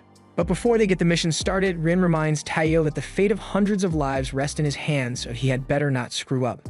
Taiyo successfully gets hired, and at the next rally, he is introduced by Kuroyuri to his fans under the name Yoko Asada, but Taiyo really just wants to go home. A moment later, some people who are opposed to Kuroyuri's policies arrive, and they claim that everything he has done has only widened the gap between the rich and the poor, so a riot breaks out due to the protest. In all the commotion, a speaker nearly falls on a man, but before he can be injured, Kuroyuri runs out in front of him and takes the hit instead. He apologizes if they may have thought he had ulterior motives, but he says he really only holds the purest of intentions at heart. Even if they are against him, they still represent the voice of the people, so Kuroyuri is willing to listen to their grievances peacefully, so the protesters now suddenly don't hate him anymore. And everyone clapped. Kuroyuri is taken away in an ambulance for his injuries, so he tells Taiyo to head back to the office without him. In the ambulance, though, it is revealed that he isn't hurt at all. The whole thing was just part of his plot to get the public to approve of him more, and it absolutely worked as intended. Even his injuries were apparently fake as well, so after praising his wonderfully corrupt spies, he asks to see his new approval ratings, and as expected, they are going through the roof. But while he is celebrating, we see that Taiyo was hiding here all along, so he now has confirmation that Kuroyuri is as evil as can be, and there's no way he is going to let him get away with it. But even with that said, it was almost impossible for Taiyo to find anything related to their crimes. Kuroyuri and the triplets show up behind him as he is looking through their documents, so when he is asked what he's doing over there, he makes up an excuse about just wanting to organize things a bit. And realistically, organizing was all he was able to do, because no matter how hard he tried, he was never able to find any evidence of their crimes. And all this is in spite of them committing several crimes right in front of him. And with the bomb threat still ever present, he has still not found a single clue. Taiyo is really confused how they could be pulling all this off when he watches them every hour of the day, and not once has he seen them so much as start evil laughing for their many crimes. And all they do is dance all day, even though they completely suck at dancing. However, after taking a closer look, Taiyo realizes that their ridiculous moves aren't entirely because they are terrible dancers, but rather, they are using it to disguise a code they use to communicate with one another. Once he picks up on what their code is able to figure out that they are talking about how they just caused the downfall of an opposing organization. The next day, while a lot of important people are gathered in an auditorium, the plan Kuroyuri had was to use the bombs here because a lot of the people whom he couldn't use his dirty tricks on are gathered in one place, so he plans to get rid of them all today by planting the bombs under the stage. Without further delay, he presses the button to set off the bombs, but while the explosion does occur, it actually happens outside in the fountain. Taiyo is relieved that no one was hurt since he didn't have enough time to disarm the bombs and just chuck them in the fountain to minimize the explosive radius. He thinks he has managed to stop Kuroyuri's plans, but Kuroyuri already figured out that his assistant must be a spy since there should have been no way anyone would know about the bombs, so he points his gun at Taiyo and tells him he still has some backup bombs just in case something like this happened. He then shoots Taiyo in the head and sets off his secondary bombs, but while these ones go off as intended, all the people Kuroyuri wanted to kill are still alive somehow. They were all coated in some anti-shock foam before they could get hurt, and this was the work of Taiyo. He managed to stay alive since he switched the bullets in Kuroyuri's gun for fake ones, but he is still outnumbered 4-1, so Kuroyuri is still confident in his ability to get out of this as long as he has the triplets with him. However, Taiyo was never alone to begin with, as Su dashes past them all and slices their guns to pieces. As soon as it became clear that they were going to lose, the triplets ditched Kuroyuri before he even realized what was going on, and he is upset because he paid them top dollar to stick by his side. He still tries to put up a fight, but as a regular scummy person, he stands no chance against Sui. Now that everything is taken care of, Hinajuku arrives to handle the crime scene, so Sui asks Taiyo to escort Kuroyuri to the Hinajuku headquarters so he can be handed over to Rin. Taiyo still doesn't like being around Kuroyuri since he is really weird, but then he starts talking about how it is impressive that Taiyo overcame the trauma of the accident that killed his family and proved himself to become one of the Yozakuras. But it is truly unfortunate that he still believes what happened to his family was really an accident. This gets Taiyo's attention, so Kuroyuri goes on to say that he knows all about how his entire family crashed their car when they fell off a cliff, and the only one who survived was Taiyo. One could say that it was a miracle, but miracles can sometimes be the work of man. Hearing all this has made Taiyo really curious, so he points his gun at Kuroyuri's head and tells him to start talking because he wants to hear everything Kuroyuri knows about what happened to his family. Kuroyuri doesn't feel threatened by the gun, so he isn't obligated to answer any of Taiyo's questions, but as someone who is very familiar with the spy underworld, he can tell Taiyo with certainty that there are many hidden truths in the world. Just then, Taiyo receives a call from Sui, and it's an emergency. The Deputy Prime Minister has been kidnapped and is being live-streamed from an unknown location. He was taken during all the chaos from the explosion and switched with a placeholder so his disappearance wouldn't be noticed. He must have been the target all along, so Sui wants Taiyo to interrogate Kuroyuri to find out what he knows about it. Evidently, Kuroyuri is well informed about the kidnapping and was even planning to head over to the abduction site, so he frees himself from his binds, which surprises Taiyo, and in the next moment he drops one of his earrings, causing a massive explosion in the middle of the road. Back at home, Nanao is busy mixing up some chemicals when he accidentally messes up a little. An explosion occurs and Mutsumi rushes in to check on him. But there's no need to worry since there are no adverse effects aside from the stage 7 cancer he just got, but that's easy enough to fix. In a few minutes, Nanao has gotten rid of his tumors and goes back to mixing work. He explains to Mutsumi that he has been messing up lately because he is so worried about Taiyo possibly getting hurt on a mission, so he's finding it hard to focus on his work. That's what led him to begin his latest experiment, so in case Taiyo ever actually does come back as a mangled corpse, he'll have a concoction ready to heal him up. He asks Mutsumi if she isn't worried about Taiyo as well, but of course is worried about him. He's her husband. However, she also knows that brooding over it isn't going to help, so all she can do is prepare a celebratory feast for him when he returns. She may have went a little overboard with the cooking, but she's sure Taiyo will love it when he gets home. But now that she thinks about it, the house has been awfully quiet lately, so she asks Nanao what everyone else is up to. Nano explains that they are all worried as well, so Kangdo is busy making a mask for Taiyo in case his face gets disfigured beyond recognition during his mission. Shin is busy doxing all of Taiyo's haters on the internet, and Shinzo has just been crying over it this entire time. However, neither Kiyo nor Futaba have moved a muscle, and it's because Futaba believes that there's no point in worrying about Taiyo since his skills are sufficient for a mission like this. Meanwhile, Kiyo isn't worried because he just never liked Taiyo to begin with. Back on the streets, Taiyo finally makes it out of the wreckage while carrying the driver, and the only thing on his mind right now is what Kuroyuri had told him. If it is really true that his family's deaths were in an accident, then who was behind it? Just then, he gets a call from Sui, who asks if he is alright. Taiyo confirms that he managed to make it out in one piece with the driver, but Kuroyuri managed to escape. Sui says that's not a problem since they expected this to happen in the first place. He didn't inform Taiyo of this earlier, but Kuroyuri isn't just a crazy politician, he is actually a former spy known as Kurogo, and during his prime, he was a living legend. The official story is that he died 6 years ago, but as Taiyo has seen, he is still alive and well, under the new name Kuroyuri. They eased the security on him during transport by only sending Taiyo so that he would be able to escape and they could figure out what his real objective is. And since they now know that he is heading for the place where the Deputy Prime Minister is being held hostage, they should be able to find him with the GPS tracker they planted on his body. There's nothing more for Taiyo to do, so Sui tells him that he is free to return to headquarters. But what Kuroyuri had told him earlier still doesn't sit right with him, so he has a choice to make. At the undisclosed location, Kuroyuri takes the blindfold off the Deputy Prime Minister, who is confused by the whole situation. Kuroyuri tells him to just relax and look into the camera since the media is probably in an uproar already. The deputy is disappointed to find out that this is what Kuroyuri really is. He always thought he was an odd politician with that chicken costume, but finding out that he is a terrorist is simply disheartening. He tells Kuroyuri that a stunt like this won't be able to change the political climate, but Kuroyuri does give a damn about the political climate. The deputy is confused, so Kuroyuri finally decides to take off the rest of his disguise to enlighten the deputy on what's going to happen. As the waving glasses come off, the deputy's eyes go wide since he recognizes Kurogo, but it shouldn't be possible for him to be standing here since the deputy watched him die years ago. Now that introductions are out of the way, he sits down and addresses the public. He will not be speaking as Kuroyuri anymore, but as a father who lost his child.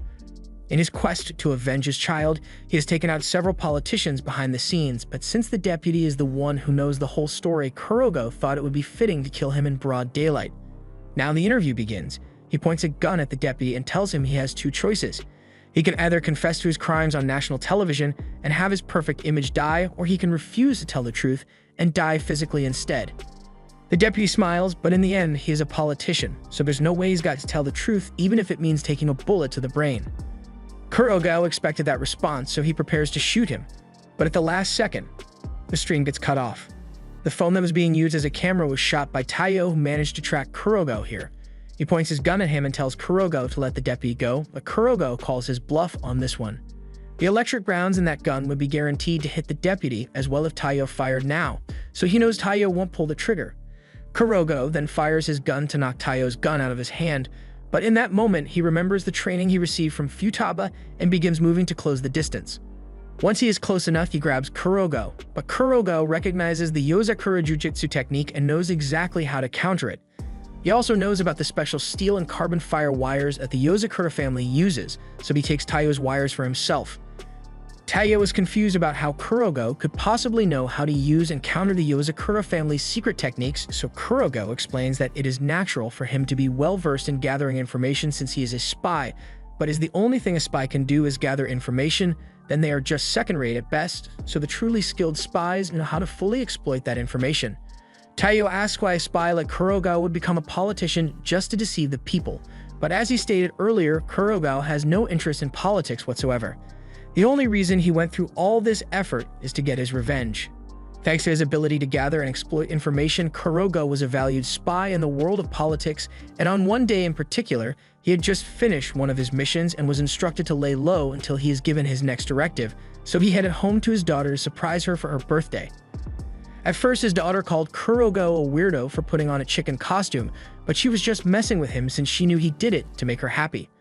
Kurogo was always busy on his business trips, so she appreciates him taking the time to come home for her birthday party, and she seems excited to spend the day with him. But she also tells him that if he plans on surprising her, then he shouldn't send her a present before he gets home because it ruins the surprise. The only problem is Kurogo never sent a present, so he immediately realizes that it must be a bomb, but it was already too late. The explosion went off, and while Kurogo was able to survive, his daughter did not. The organization he worked for had gotten their use out of him, so they attempted to erase him. Kurogo has murdered hundreds of people, so he's not going to claim to be a morally upstanding person, but they took his daughter away from him, so he vowed to make sure every last person involved pays for what they did. That is why he faked his death and reinvented himself as Kuroyuri, all so that he could get close to the other politicians who he was targeting to take them out. And now, Deputy Shirasagi is the last one standing, but not for long. Taiyo tries to intervene to stop Kurogo from pulling the trigger, but he is pushed back by the triplets who never really abandoned him.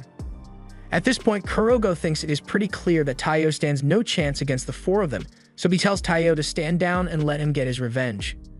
Taiyo has also experienced what it is like to have his family taken away from him, so Kurogo would rather not have to hurt him.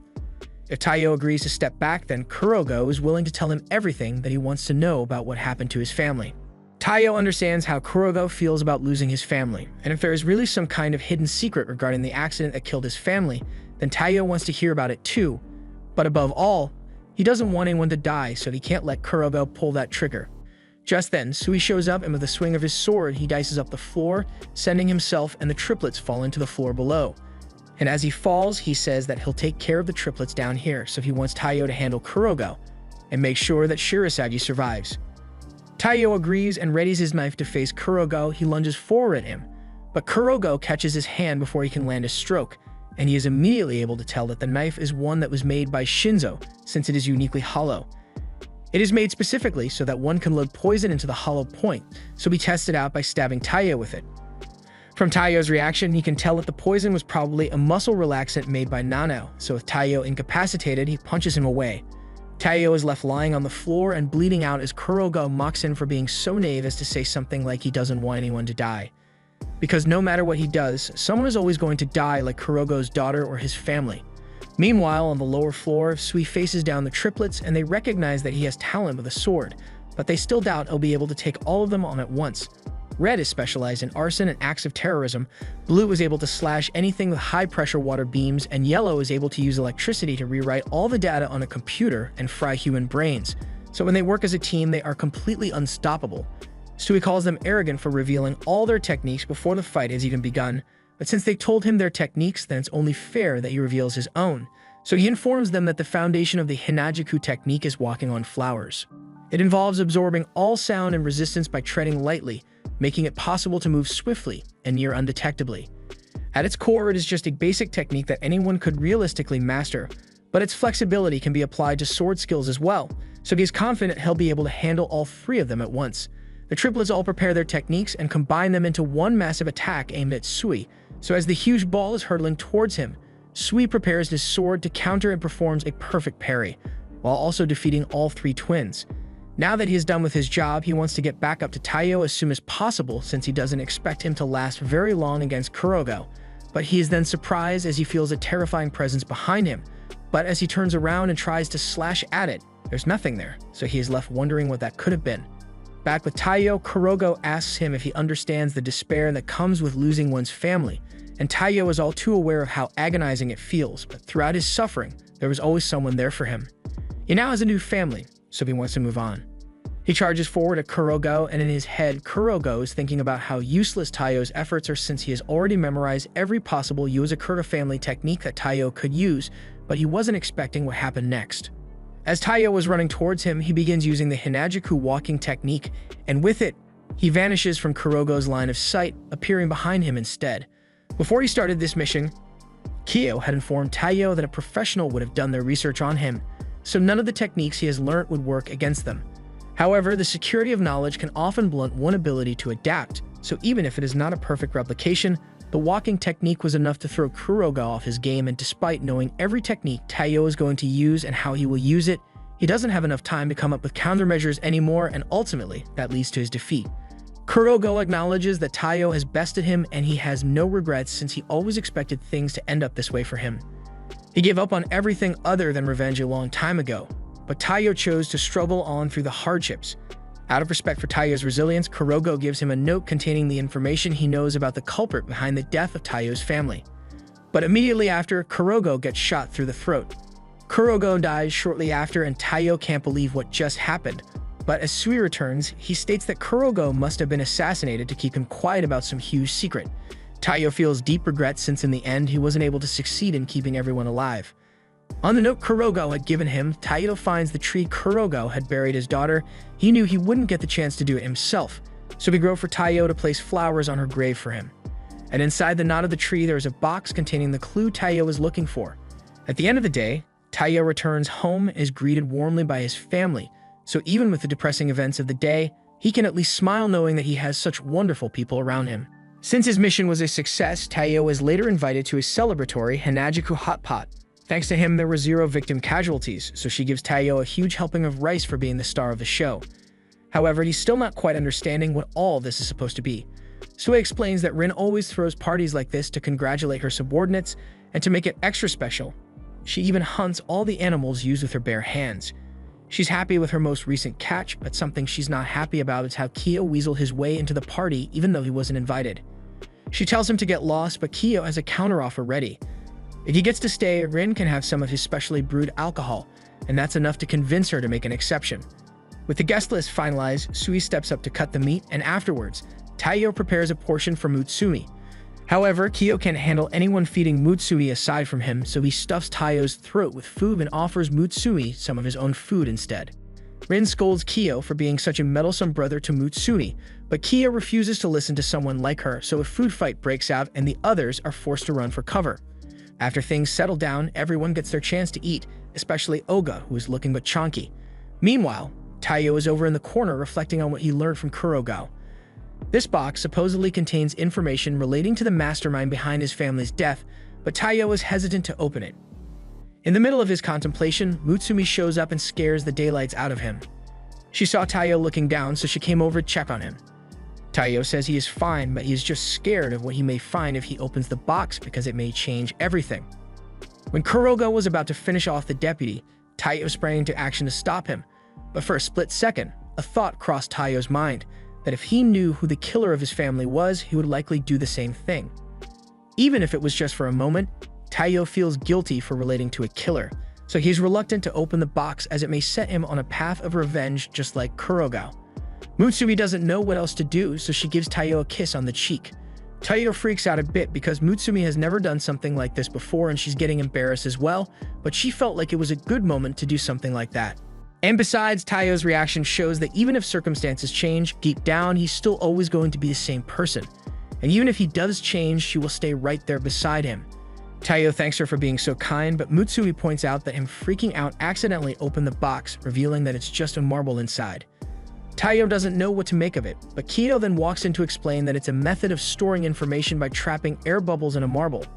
Though difficult, it is possible to retrieve that information. However, that is not important right now because Kiyo is going to murder Taiyo for having Mutsumi kiss him.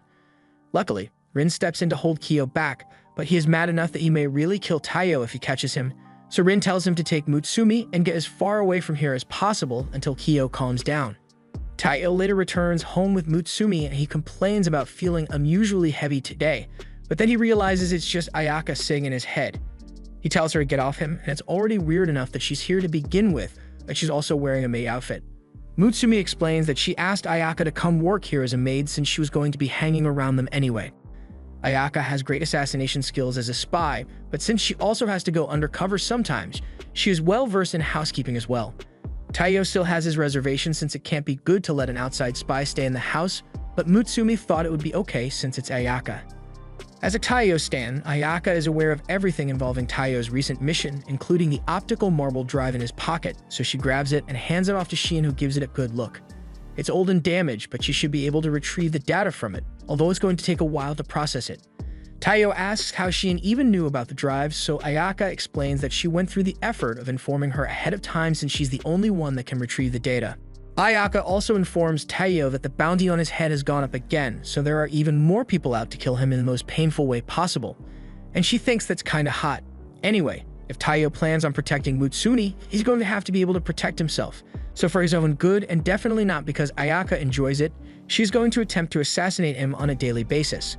Taiyo asks Mutsumi again if she's sure it's a good idea to have Ayaka stay here, but Mutsumi thinks Ayaka is cute, so she's okay with it. By the end of the day, Taiyo is even more exhausted after having to deal with Ayaka's antics, so Mutsumi offers to make him some tea so he'll feel better. Taiyo tells her he'll have some tea later, but first he wants to have a bath and get some sleep. While he's in the bath, Ayaka pops out of the tub with a camera to get pictures of Taiyo for her homework folder, and then she attacks him with a bottle of acid shampoo. However, as she was squirting at Taiyo, she accidentally sets off one of the house traps, so the bath water becomes electrified and she is shocked in place. Despite her trying to kill him a few moments ago, Taiyo still doesn't want to let her suffer the same fate, so he's going to help her. He smashes through the wall to get to the main power source, and then he holds Ayaka to transfer some of the electricity and eventually blow up the main power source. They both manage to get out of there, and while Taiyo is on top of her, he tells Ayaka that he doesn't mind the training, but she shouldn't do reckless things like that anymore. However, as Kiyo walks in on Taiyo, his position and lack of clothes make it really difficult to beat the allegations of cheating, and he can't ask Ayaka to explain because she's totally enjoying this. Kiyo threatens Taiyo with a medieval torture device, so he is forced to run away butt naked, while Ayaka also follows behind in hopes of continuing where they left off. And despite seeing all this, Mutsumi just thinks it's normal. A while later, Taiyo is about to go on his next mission when Mutsumi reminds him that he forgot his phone. Also, there seems to be someone called Kaoru calling him, but Taiyo immediately snaps the phone and says it was no one important. After he leaves, Ayaka walks up behind Mutsumi and tells her that Taiyo is probably cheating on her. Mutsumi trusts Taiyo, so she says he's probably just busy with spy work, but Ayaka is convinced that he must be cheating. He always showers after he gets home. He turns off his GPS so that Ayaka can't track him, and he keeps slipping away for unknown reasons even when Ayaka tries following him. Later in the day, Mutsumi is out in the park with Taiyo, and even though Taiyo is exhausted from all the work he has been doing lately, she is glad to spend some quality time with him like this. They are on a walk because Mutsumi is the one in charge of walking Goliath, and the reason it's her job is because Goliath won't allow anyone other than her to walk him. Goliath is a special breed wolf dog that was produced through repeated genetic fuckery, so he is able to grow larger at will, has an insanely durable body, and has a really long lifespan. In fact, according to what she's been told, Goliath has been serving the Yozakura family since Mutsumi's great-great-grandmother was still alive. He's even strong enough for her to ride on, but when Mutsumi tells Taiyo to get on as well, he gets swatted off because Goliath refuses to have any rum other than Mutsumi's on his back.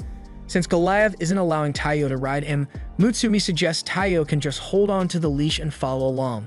But follow along is a loose term since Taiyo gets dragged around faster than a bullet train, up a building, and across a lake. By the time the walk is over, Taiyo isn't looking so good, and while he's recovering, some kids walk up to Goliath since they've never seen such a huge dog before. It all seems perfectly harmless, but as Mutsumi walks over to talk to the kids, we then see a sinister clown targeting her, and he apparently rigged the kids' balloons with explosives just to get to her. Mutsumi grabs the kids to protect them, and while Goliath tried to protect her as well, Taiyo was the one who really shielded everyone from the blast. Taiyo is just glad that everyone's okay, but for someone to hurt her Taiyo like this, Mutsumi is going to get revenge back in blood. She orders Goliath to track down the culprit, and from a few pieces of the explosive, Goliath is able to track down the exact location of the clown instantly, so he leaps into action.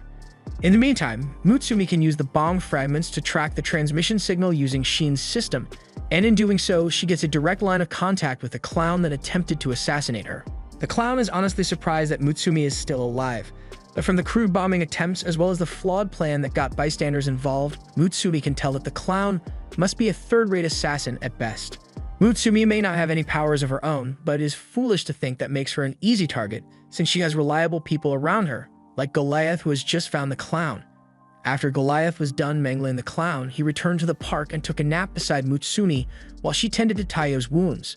Taiyo says he's fine, but then his phone starts ringing, so Taiyo says he needs to get back to the house quickly. Mutsumi understands that he's got private business to attend to, so she asks Goliath to take them both home.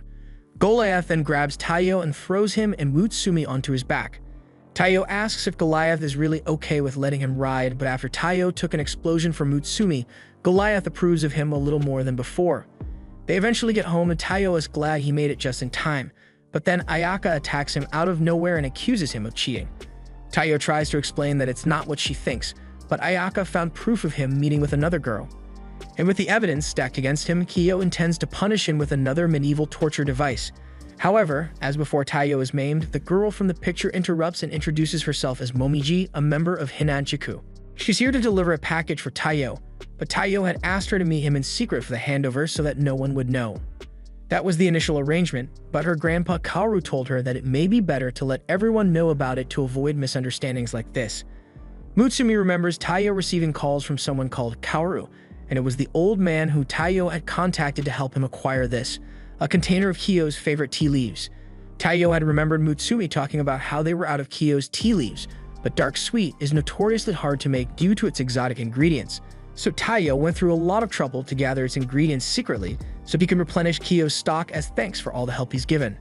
The reason he didn't tell Mutsumi was because Kiyo was bound to find out if she knew, so Taiyo apologizes for making her worry for nothing. Kiyo can't believe that despite everything he has done to Taiyo, he still went this far to do something nice for him, so he feels really bad about how he treated him. Everyone sits down to enjoy some of the tea, and Ayaka wants to apologize to Taiyo for doubting his intentions. On the other hand, even though Kiyo feels bad about mistreating Taiyo, he still refuses to apologize to him, so Mutsumi tells Goliath to sit on him until he gives Taiyo an apology. A few days later, Taiyo is training with Futaba by having baseballs shot at his face repeatedly. She used to use this to train with Shinzo back when they were younger, so it brings back a bunch of good memories for her. However, she's the only one having fun since Taiyo can't take this anymore and ends up getting a baseball to the face. Due to this, Futaba takes Taiyo inside for a short break before they continue with their training, but once they enter, they find Mutsumi sitting at a table, so they ask what she's doing. Mutsumi tells them that she found an old photo album, so she's taking a look at all the pictures of them when they were younger. Taiyo points to a picture and asks what it's for, so Mutsumi explains that it was taken when Nano first got his spy license. They have a tradition of taking a picture of the whole family every time one of them got their license, and Taiyo thinks that's wonderful, but there's just one problem. He had no idea spy licenses were even a thing. Futaba explains that a spy license is a membership card issued by the Spy Association, but Taiyo has never heard of the Spy Association either, so Futaba further explains that it's an organization that was founded to provide mutual aid to spies all around the world. You can get a license issued to you by them if you pass the exam that they hold once a year, and it comes with various different benefits like spy pension and intel access. The first test will get you a bronze card, but if you take the promotion exam, you can move up to silver and eventually gold. Futaba always expected him to take the test, but she was going to leave it for a little further down in his training. However, since he's feeling so motivated, she's fine with him taking the test now. Just then, Kiyo pops up from behind her and says he has no issue with Taiyo taking the exam either, but everyone in the family has passed it on their first try, so if Taiyo fails, he would be bringing shame onto the family. Taiyo already knew Kiyo was going to threaten him somehow, so he just brushes his words off. However, that just makes Kiyo mad, so he chases Taiyo into the next room. While Taiyo is being choked out by Kiyo, Mutsumi and Futaba hear a scream coming from Shin's room, so they go to check it out. In Shin's room, they find Ayaka desperately apologizing for something accidentally touching the cables to Shin's computer while cleaning, but Shin says it's fine since it only caused a minor glitch in her code. And the glitch in question looks a lot like a ghost, so Taiyo wonders how something like that even happened in the first place. He was a little frightened by it, but not as much as Futaba, who is now whiter than usual. The others explain that Futaba is absolutely terrified of ghosts, but Taiyo finds it hard to believe since she is so strong. Things like zombies or monsters can always be defeated with brute force, but when it comes to ghosts, there's nothing for her to punch, so she's totally powerless against them. And that terrifies her. She even ended up destroying a haunted house out of fear one time, but she always goes back to normal after a day, so they just need to watch over her until then. However, in this state, even a stiff breeze is enough to scare her senseless. But aside from Futaba's fear, Shin does find it weird that she has been hearing noises more often around the house even when no one's at home. And Goliath has been getting worked up even when it seems like nothing is there. So she jokes that there may actually be a ghost haunting the Yozakura house, but her joke is just making Futaba even more scared. As the day goes on, everyone is going to have to pitch in to look after Futaba, but this isn't the first time this has happened, so they already know what to do. Things were going pretty well with how they were keeping Futaba calm, until Kengo decides to prank her with a tiki mask for fun. After that, Futaba was glued to Mutsumi for the rest of the day, and she hasn't been able to relax at all. So even though it is bedtime, she is still wide-eyed and awake. Mutsumi tries to calm her down by saying Taiyo will stand guard over them for the night, but then strange sounds start coming from the ceiling, so even Taiyo is starting to wonder if there might be a ghost here. To distract Futaba from the weird sounds, Mutsumi pulls out a thick, heavy book so she can read it to her. She used to read this book to put herself to sleep, so whenever she starts reading, she almost always falls asleep immediately, so she asks Taiyo to take over for her if she falls asleep while reading. Mutsumi begins reading, but as soon as she says the introduction, she blacks out and falls asleep. Futaba starts freaking out over losing Mutsumi, so Taiyo takes over reading the book, and by the time he is done with it, she has snapped out of her scared fit and apologizes to him for acting so pathetic earlier. That book is a favorite of hers since her mother used to read it to her when she was little. Back then, she wasn't afraid of anything, but after her mother passed away, the reality hit her that there are some things that you can't handle, no matter how strong you are. No amount of training will allow her to punch impervious forces like death, so when she thinks that she might lose the people she cares about to something like that, she gets deathly scared. She thinks of herself as a failure of an elder sister since she is just sitting there and feeling powerless to protect anyone, but rather than expose her real fears, she would much rather say she is scared of ghosts so everyone can joke about it. Maybe it's because Taiyo is her brother-in-law that she's okay with talking to him about her feelings, so she thanks him for listening. Taiyo understands how it feels to be helpless when it comes to losing the people you care about, but that's why he wants to do everything in his power to become a full-fledged Yozakura family member so he can protect everyone around him. Hearing Taiyo talk made Futaba feel a lot better, so she tells him he doesn't need to watch her sleep anymore so he can go to bed, and before he leaves, she wishes him good luck on his spy license exam tomorrow. The next day, the exam begins, and the candidates are running down the halls with ankle weights attached to them. Mutsumi is in the break room cheering Taiyo on, and through force of will, Taiyo pushes himself to run until he finally gets to first place. After the race, Taiyo begins stuffing his face with food so he can get his energy back up for the second round of testing. But one of the other contestants heard about the bounty on Taiyo's head, so he attempts to assassinate Taiyo for the money. However, another spy named Hashifuru appears and saves Taiyo by blowing the attacker away. Hashifuru reminds the guy that attacking fellow contestants is against the rules, and since the guy's knife was destroyed, he runs away. Taiyo turns to Hashifuru to thank him for his help, but Hashifuru says it's nothing since it's totally normal to save someone you love. Taiyo is suddenly really terrified of Hashifuru, so he tells Mutsumi to stand back, but Mutsumi seems to recognize him. He is famous for being an unrelenting playboy in the spy world, and regardless of age or gender, he will try to make a move on anything that has a pulse. Mutsumi asks him to kindly refrain from trying to raise up her husband, but to someone like him, marriage just makes the flirting more exciting for him. He's yet another person who's in love with Taiyo, and he's been following him for a long time now, so he even has a little doll made out of little pieces of Taiyo's hair and clothes. Just then, the speakers announce that the test will be resuming shortly, so everyone must head to the testing site, and Taiyo gets dragged off by Hashifuru. The next test involves trying to escape from this trap, and through some lockpicking, Taiyo was able to get out successfully, but Hashifuru did it faster than him and is still flirting. The next thing to be tested is the candidate's hiding skills, so Taiyo needs to stay hidden from all the muscly men with hammers. He gets spotted and now needs to run from them, and as he is running, he gets pulled to safety by Hashifuru in his zesty manner. But Taiyo would rather take his chances with the hammer guys than get jackhammered by Hashifuru. After a while, the written test begins, and with this one, even a single incorrect answer is enough to get you ejected from the exam center. So Taiyo really needs to focus. However, Hashifuru is already done with the test, and he got every single answer correct, so Taiyo starts answering more furiously. After all the tests are over, Taiyo is absolutely exhausted, so Hashifuru offers to have Taiyo join him in bed later, but Taiyo refuses.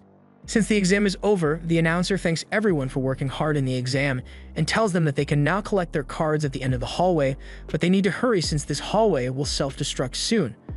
As the hallway collapses, several candidates fall out into a pool of water, but Taiyo is keeping up with the self-destructing hall. He is forced to evade all kinds of traps and missiles, but he manages to survive until it's just 4 of them left. However, the guy that tried to assassinate him earlier is still salty that he failed, so he elbows Taiyo in the face and knocks him back. That interruption was enough to send Taiyo falling to his demise, but at the last second, Hashifuru used his fan to blow Taiyo back up to safety, but he ends up falling to his own demise in the process. However, before Hashifuru could actually fall, Taiyo jumped down to save him. Hashifuru tells Taiyo to let go before the stage collapses, but Taiyo refuses since he would never give up on a friend, no matter how pervy they are. Hashifuru has seen all he needed to see, so he uses his fan to lift both himself and Taiyo back up onto the platform and tells Taiyo that he passes. He reintroduces himself, but this time he mentions that he is actually a silver-ranked spy, and he was assigned to be a proctor for this exam. Though the exam is designed to test the candidates on their spy skills, basic skills are not the only thing a good spy needs. That's the reason why proctors were assigned to test the candidates on the most important factor of all, their humanity. The spy world is full of backstabbers and betrayal, so they look for the kind of people who can be trustworthy to join their ranks. And while the other guy definitely failed in that aspect, Taiyo passed with flying colors. Taiyo was happy to receive his license, and he assumes the whole thing about Hashifuru being in love with him was just a part of his act to keep Taiyo from figuring out he was a proctor. But no, Hashifuru is actually in love with Taiyo, so Taiyo needs to make a run for it before he gets diddled.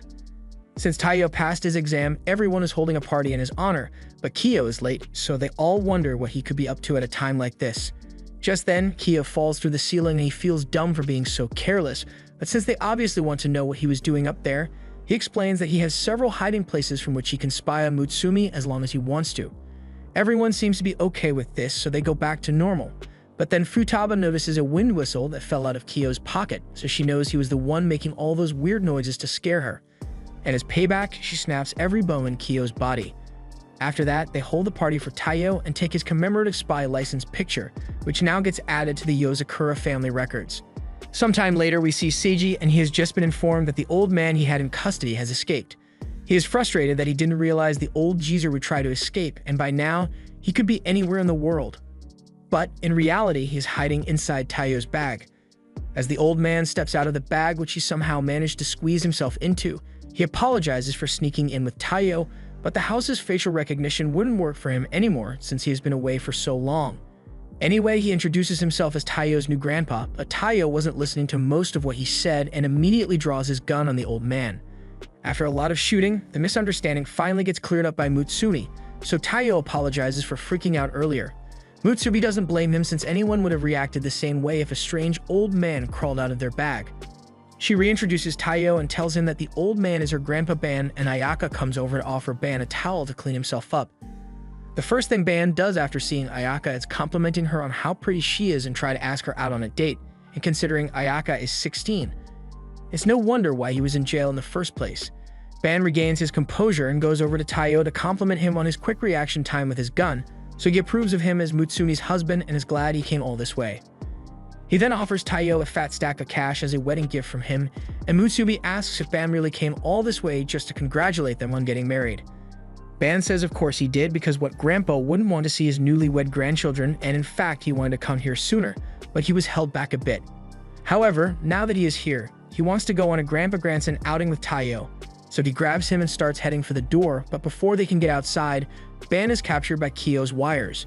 Ban is surprised Kido is here since he should be overseas on a mission, but he had to return after he got an emergency call from the police asking him to capture the escaped convict, Ban Yozakura. Ban complains that Kiyo is making it sound worse than it really is since he was just permanently stationed in a maximum security prison as part of an undercover mission, so he just wants to have a little fun before he goes back. However, Kiyo can't allow Ban to go outside because despite being a spy, he's a total blabbermouth, and he'd spill national secrets at a moment's notice if it would impress the ladies. For the sake of national security, Kiyo is prohibiting him from going outside, so while it was nice seeing him again, Ban's little vacation is over, so Kiyo asks him to go back to prison quietly so he doesn't have to hurt him. Ban finds it funny that Kiyo thinks he can actually stop him from going where he wants when he is the oldest and most experienced living member of the Yozakura family, so he dares Kiyo to stop him as he slips free and activates his smoke bomb to distract everyone. By the time the smoke is cleared, Ban has fled the house and he has taken Taiyo with him too. Kiyo then gets a call from Seiji, and Kiyo tells him that Ben managed to slip away from him, but he did take Taiyo with him, so he will get their location from him and send it to Seiji. And while this is going on, Goliath brings an old photo over to Mutsumi, and there seems to be something interesting about it. After that night, Kido gets on a call with Taiyo and informs him that Ban is a world-renowned spy with his amazing joint dislocation skills and a flexible skeleton, so he is able to infiltrate and escape from any facility easily. He has been able to gather a vast amount of information over the years with the skills he possesses, so there is an innumerable amount of people who would be eager to get him to spill those secrets. It's fine if Taiyo needs to get violent to stop him, but he needs to make sure he catches Ban before things get out of hand.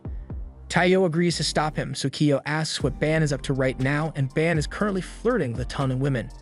He almost immediately begins leaking state secrets to impress them, so Taiyo tries to cover his mouth to stop him, but Ban slips right through his fingers and gets away. He then tells Taiyo that he is far too young to catch a veteran like him, but then he notices that Taiyo has thought ahead and already glued Ban to the chair. Now he's completely stuck, or at least he would be, if he wasn't totally fine with stripping down to his underwear. He tells Taiyo he has a lot to learn if he ever hopes to lay a finger on him, but he is welcome to try as much as he wants. After several failed attempts to catch Ban, Taiyo has finally given up and just accepts that he won't be able to catch Ban, but he is still curious why Ban went through all the trouble of breaking out of prison if it really was just an undercover mission. He could have waited until the mission was over, but today is actually a special day for Ban, although he doubts Taiyo would understand his sentiment. The bartender comes over and he recognizes Ban from a couple years back, so he offers him some of his favorite alcohol. Ban is excited since it was his wife's favorite drink as well, so he offers Taiyo a glass, but Taiyo refuses since he is still too young to drink.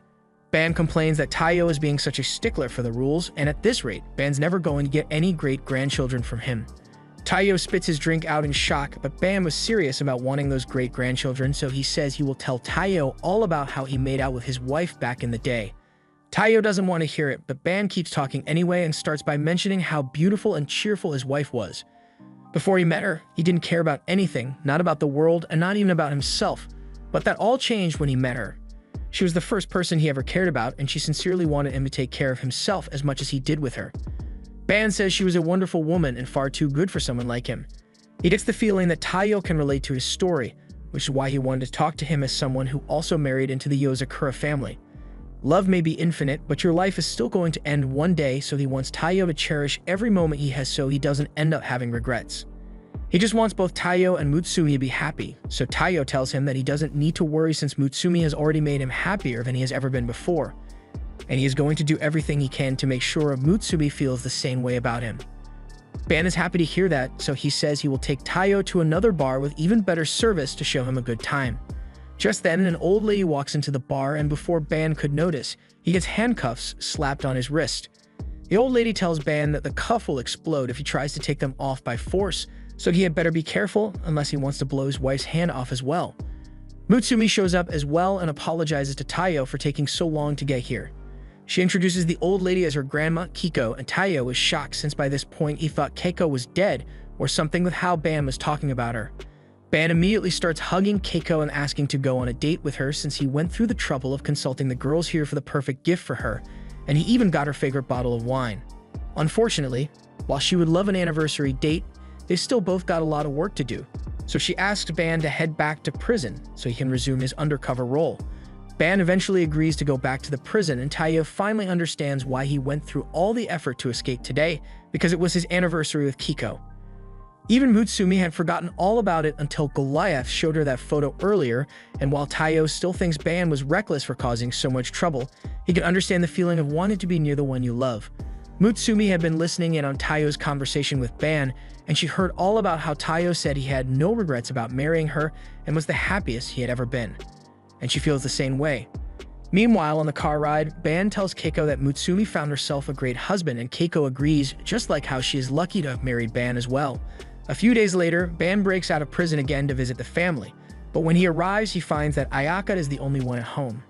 He asks her where everyone went, so she tells Ban that they all went on the monthly shopping trip, so Ban is bummed that he didn't meet them in time to go too.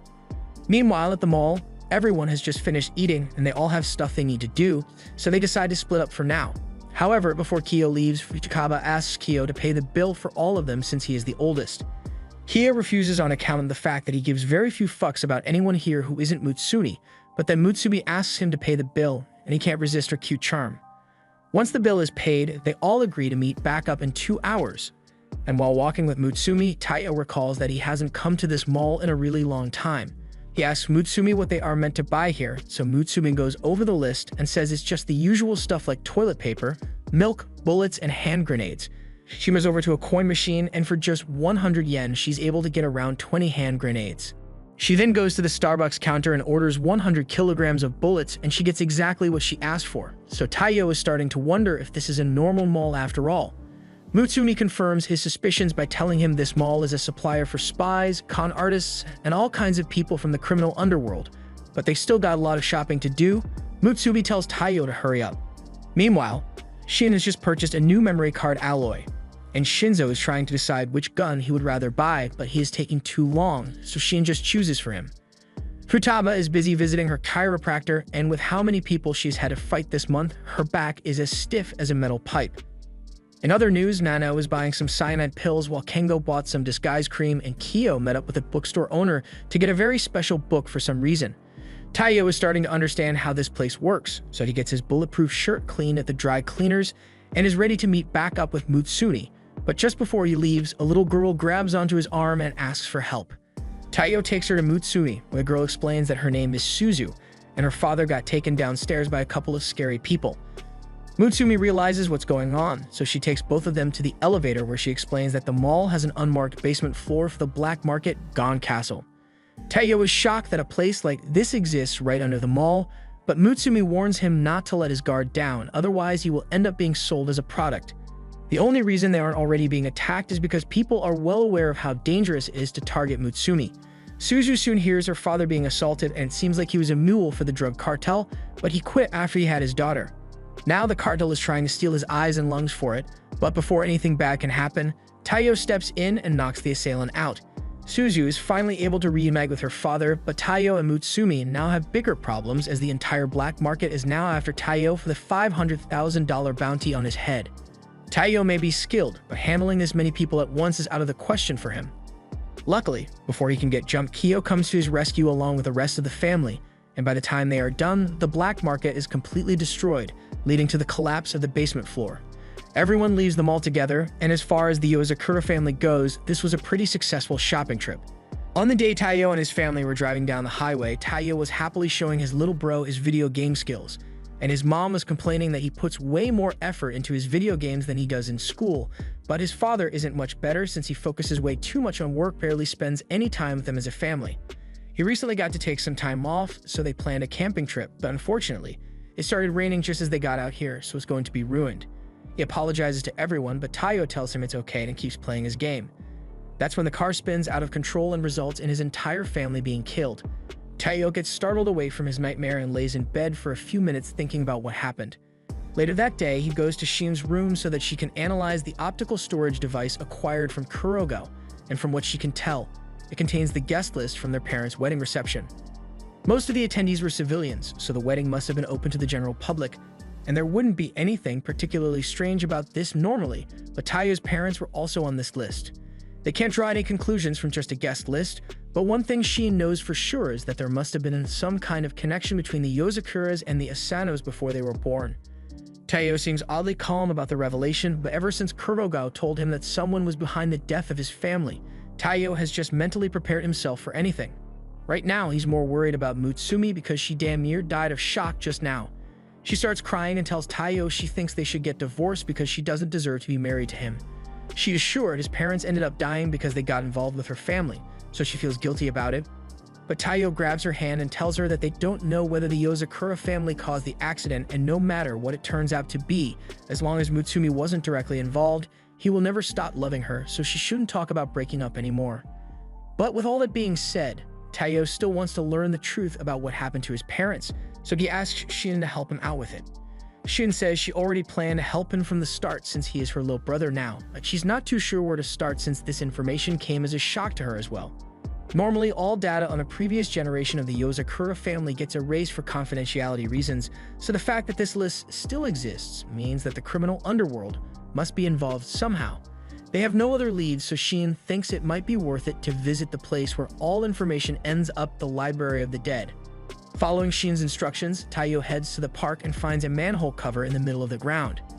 As he descends, Shin informs him that the Library of the Dead is a private organization sponsored by the Spy Association, so the information there is highly reliable and he may be able to find out the real reason his parents died. But with that said, Shin reminds him to be careful since places like this are never easy to traverse. As Taiyo enters, he sees a guy reading a book and laughing, but in the next moment he gets stabbed through the head by the librarian who takes the quiet policy very seriously. Taiyo is glad he didn't accidentally make a sound as Shin explains that the librarian is called Mei, and she absolutely hates anyone making noise in her territory. The penalties vary depending on how loud you are, so if you sneeze she would probably kill you, but if you're just dummy thick, then she'll probably just break an arm or two. She is a silver rank spy, so Taiyo won't be able to defeat her in direct fight. His best shot is to avoid her, but it's going to be a pain since she patrols the library silently, but as long as Taiyo doesn't make any sounds, he should be fine. Even his earpiece is at risk of getting on the nerves of Mei, so she's going to reduce the volume as much as possible. As Taiyo sneaks around the library, he sees Mei take a guy out just because she doesn't like his face, and that one just seems unfair. Taiyo keeps looking around the library as more and more people get killed for making even the slightest noise. Taiyo accidentally drops a book while searching, and that would be enough to get him killed, but luckily, he catches it before it makes any noise, much to the relief of everyone around. Taiyo keeps looking, but the way things are organized here is so complicated that he is having trouble figuring out where anything is. Eventually, he finds the folder containing all civilian records of the past 10 years, and inside he finds the records belonging to his father, Haida Sano. The file doesn't give Taiyo any useful information, so he is bummed out that he risked getting impaled by the crazy librarian for nothing, but then he realizes that there is a slot in the book for the optical storage device. He pulls it out and inserts it in the hole, and once he does so, the book's pages change to reveal a file that says Taiyo's family were eliminated by Tampopo. The book then initiates a self-destruct sequence, and in the next few seconds, the book blows up. The sound was really loud, so Sheen warns that Mei is definitely going to be on her way to take him out now, so he needs to duck to avoid her. Taiyo manages to evade Mei's initial strike, and under Sheen's instruction, he fires an electricity blast at an outlet which causes the entire library to lose power. Under the cover of darkness, Sheen tells Taiyo to make a run for it, but as he's trying to escape, Mei catches up to him because even without light, she can track him down just by the sound his body makes. She is going to take great pleasure in killing him, so she charges forward, and at the same time, Sheen tells Taiyo to turn around and run into a nearby corridor. Just then, Mutsumi comes up with an idea, so she tells Taiyo to take off his earpiece and point it at Mei. And once he does this, she raises the volume to the max and screams into the mic, knocking Mei out. Mutsumi had figured out that Mei must be sensitive to sound, which is why she gets bothered by the slightest disturbances, so Shin's high-quality earpiece was able to overwhelm her ears and make her pass out. Aside from the near-death experience, Taiyo was able to gain a clue as to who the killers of his parents are, so he later goes to Kyo for help tracking down Tampopo. However, Kyo takes the opportunity to conflict pain on Taiyo. While Taiyo is tied up, Kyo mentions that he has heard of Tampopo before, and that Taiyo's family weren't the only ones who fell victim to them, as they are also the ones who killed Mutsumi's mother. Kyo has used every resource available to the Yozakura family to track them down, but he still hasn't found any good leads on them yet. All he knows is that they are a powerful organization which is targeting Mutsumi, and that all their members have dandelion tattoos on their hands. It has been incredibly frustrating for Kyo, but Taiyo asks him to please not take his frustrations out on him. Kyo calms down a bit and now mentions that he has to thank Taiyo since his recent revelation about the involvement of Tampopo in his parents' deaths helped him narrow down his own search. Since Taiyo's father worked in the medical field, Kyo was able to find out that in the months around the time Taiyo's family died, 15 other medical professionals died in similar accidents. And the one thing all of these people had in common is that they all had some kind of interaction with the director of the Kawashita Clinic, Makoto. He may not necessarily be the mastermind behind the plot, but he is definitely somewhat involved. Tampopo killed their mother, Taiyo's family, and now they are after Mutsumi as well, so Kyo asks Taiyo if he would like to join him in exposing the truth about Tampopo, and Taiyo is obviously on board. Taiyo proceeds to go undercover at the Kawashita Medical Clinic as an old man with chronic lung disease or something, and Mutsumi is going undercover as his old wife, so she's having a lot of fun with it. They enter the hospital and Mutsumi is worried because Taiyo is actually acting like an old man. But when she asks what's wrong, Taiyo just explains that Kido forced him to wear heavy weights on this mission even though it could be dangerous, so Mutsumi is going to have a word with him when they get home. Taiyo gets called up next, so Mutsumi wheels him over to the doctor, and he comes face to face with Makoto. Makoto gives him a checkup, and he says things look pretty normal, but he's impressed that an old man like him still has all of his teeth intact. Makoto tells Taiyo that he will do his best to provide him with the best care possible, so if he needs anything, he should just let him know. Taiyo is later taken to his room, and none of this makes much sense to Taiyo since Makoto seemed like he was genuinely invested in making sure his patients got good care, but Mutsumi is just enjoying the opportunity to spend time with Taiyo and act as his wife. She hopes that they won't have to deal with assassinations and bounties anymore so they can spend time like this when they actually do get old, and Taiyo thinks he might like that as well. Later that night, Makoto clocks out for the day and heads home, so Taiyo takes action and prepares to sneak into Makoto's office.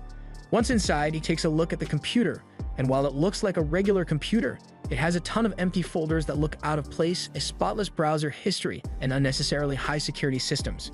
With the help of some tech he borrowed from Sheen, he is able to scan the hard drive and locate files regarding something called the Somai Yoshino Project. It talks about how the Yozakura family is known for their superhuman abilities, but the mechanism behind it is actually rather simple. The Yozakura family head's body produces a protein known as somainine, and this protein is what allows the Yozakura family members to develop superhuman senses and abilities at an early age. However, the protein's effects are not exclusive to the Yozakura family, as it is also an effective doping agent for normal people. However, it can't be created synthetically, so if Tampopo wishes to mass produce it, then they need to get their hands on the natural factory for the protein. Mutsumi Yozakura's heart. Taiyo was shocked by this revelation, but at the same time he gets snuck up on by the Makoto, and he has Taiyo pinned to the ground with a scalpel pointed at him. Makoto had heard rumors, but he is surprised that the assassination of Taiyo actually failed, and Taiyo asks him if he is the one who killed his family and Mutsumi's mother. But Makoto sees no reason to answer a trivial question like that since Taiyo will be dead soon. He attempts to stab Taiyo through the chest, but the scalpel gets blocked by the weights Kyo had forced Taiyo to wear, so Taiyo pushes Makoto off himself and fires an electricity blast at him. But the blast does not seem to do anything to Makoto. Instead, he cancels it out and proceeds to set off a flashback before fleeing the room, along with the laptop and all the information on it. Taiyo is disappointed that Makoto managed to get away, but at least he managed to copy a lot of the data from the hard drive onto Shin's flash drive, so he now knows what Tampopo's evil plot is, and for Mutsumi's sake, he will not let them get away with it. This was the end of episode 13. Thanks for watching. Subscribe to not miss the next part.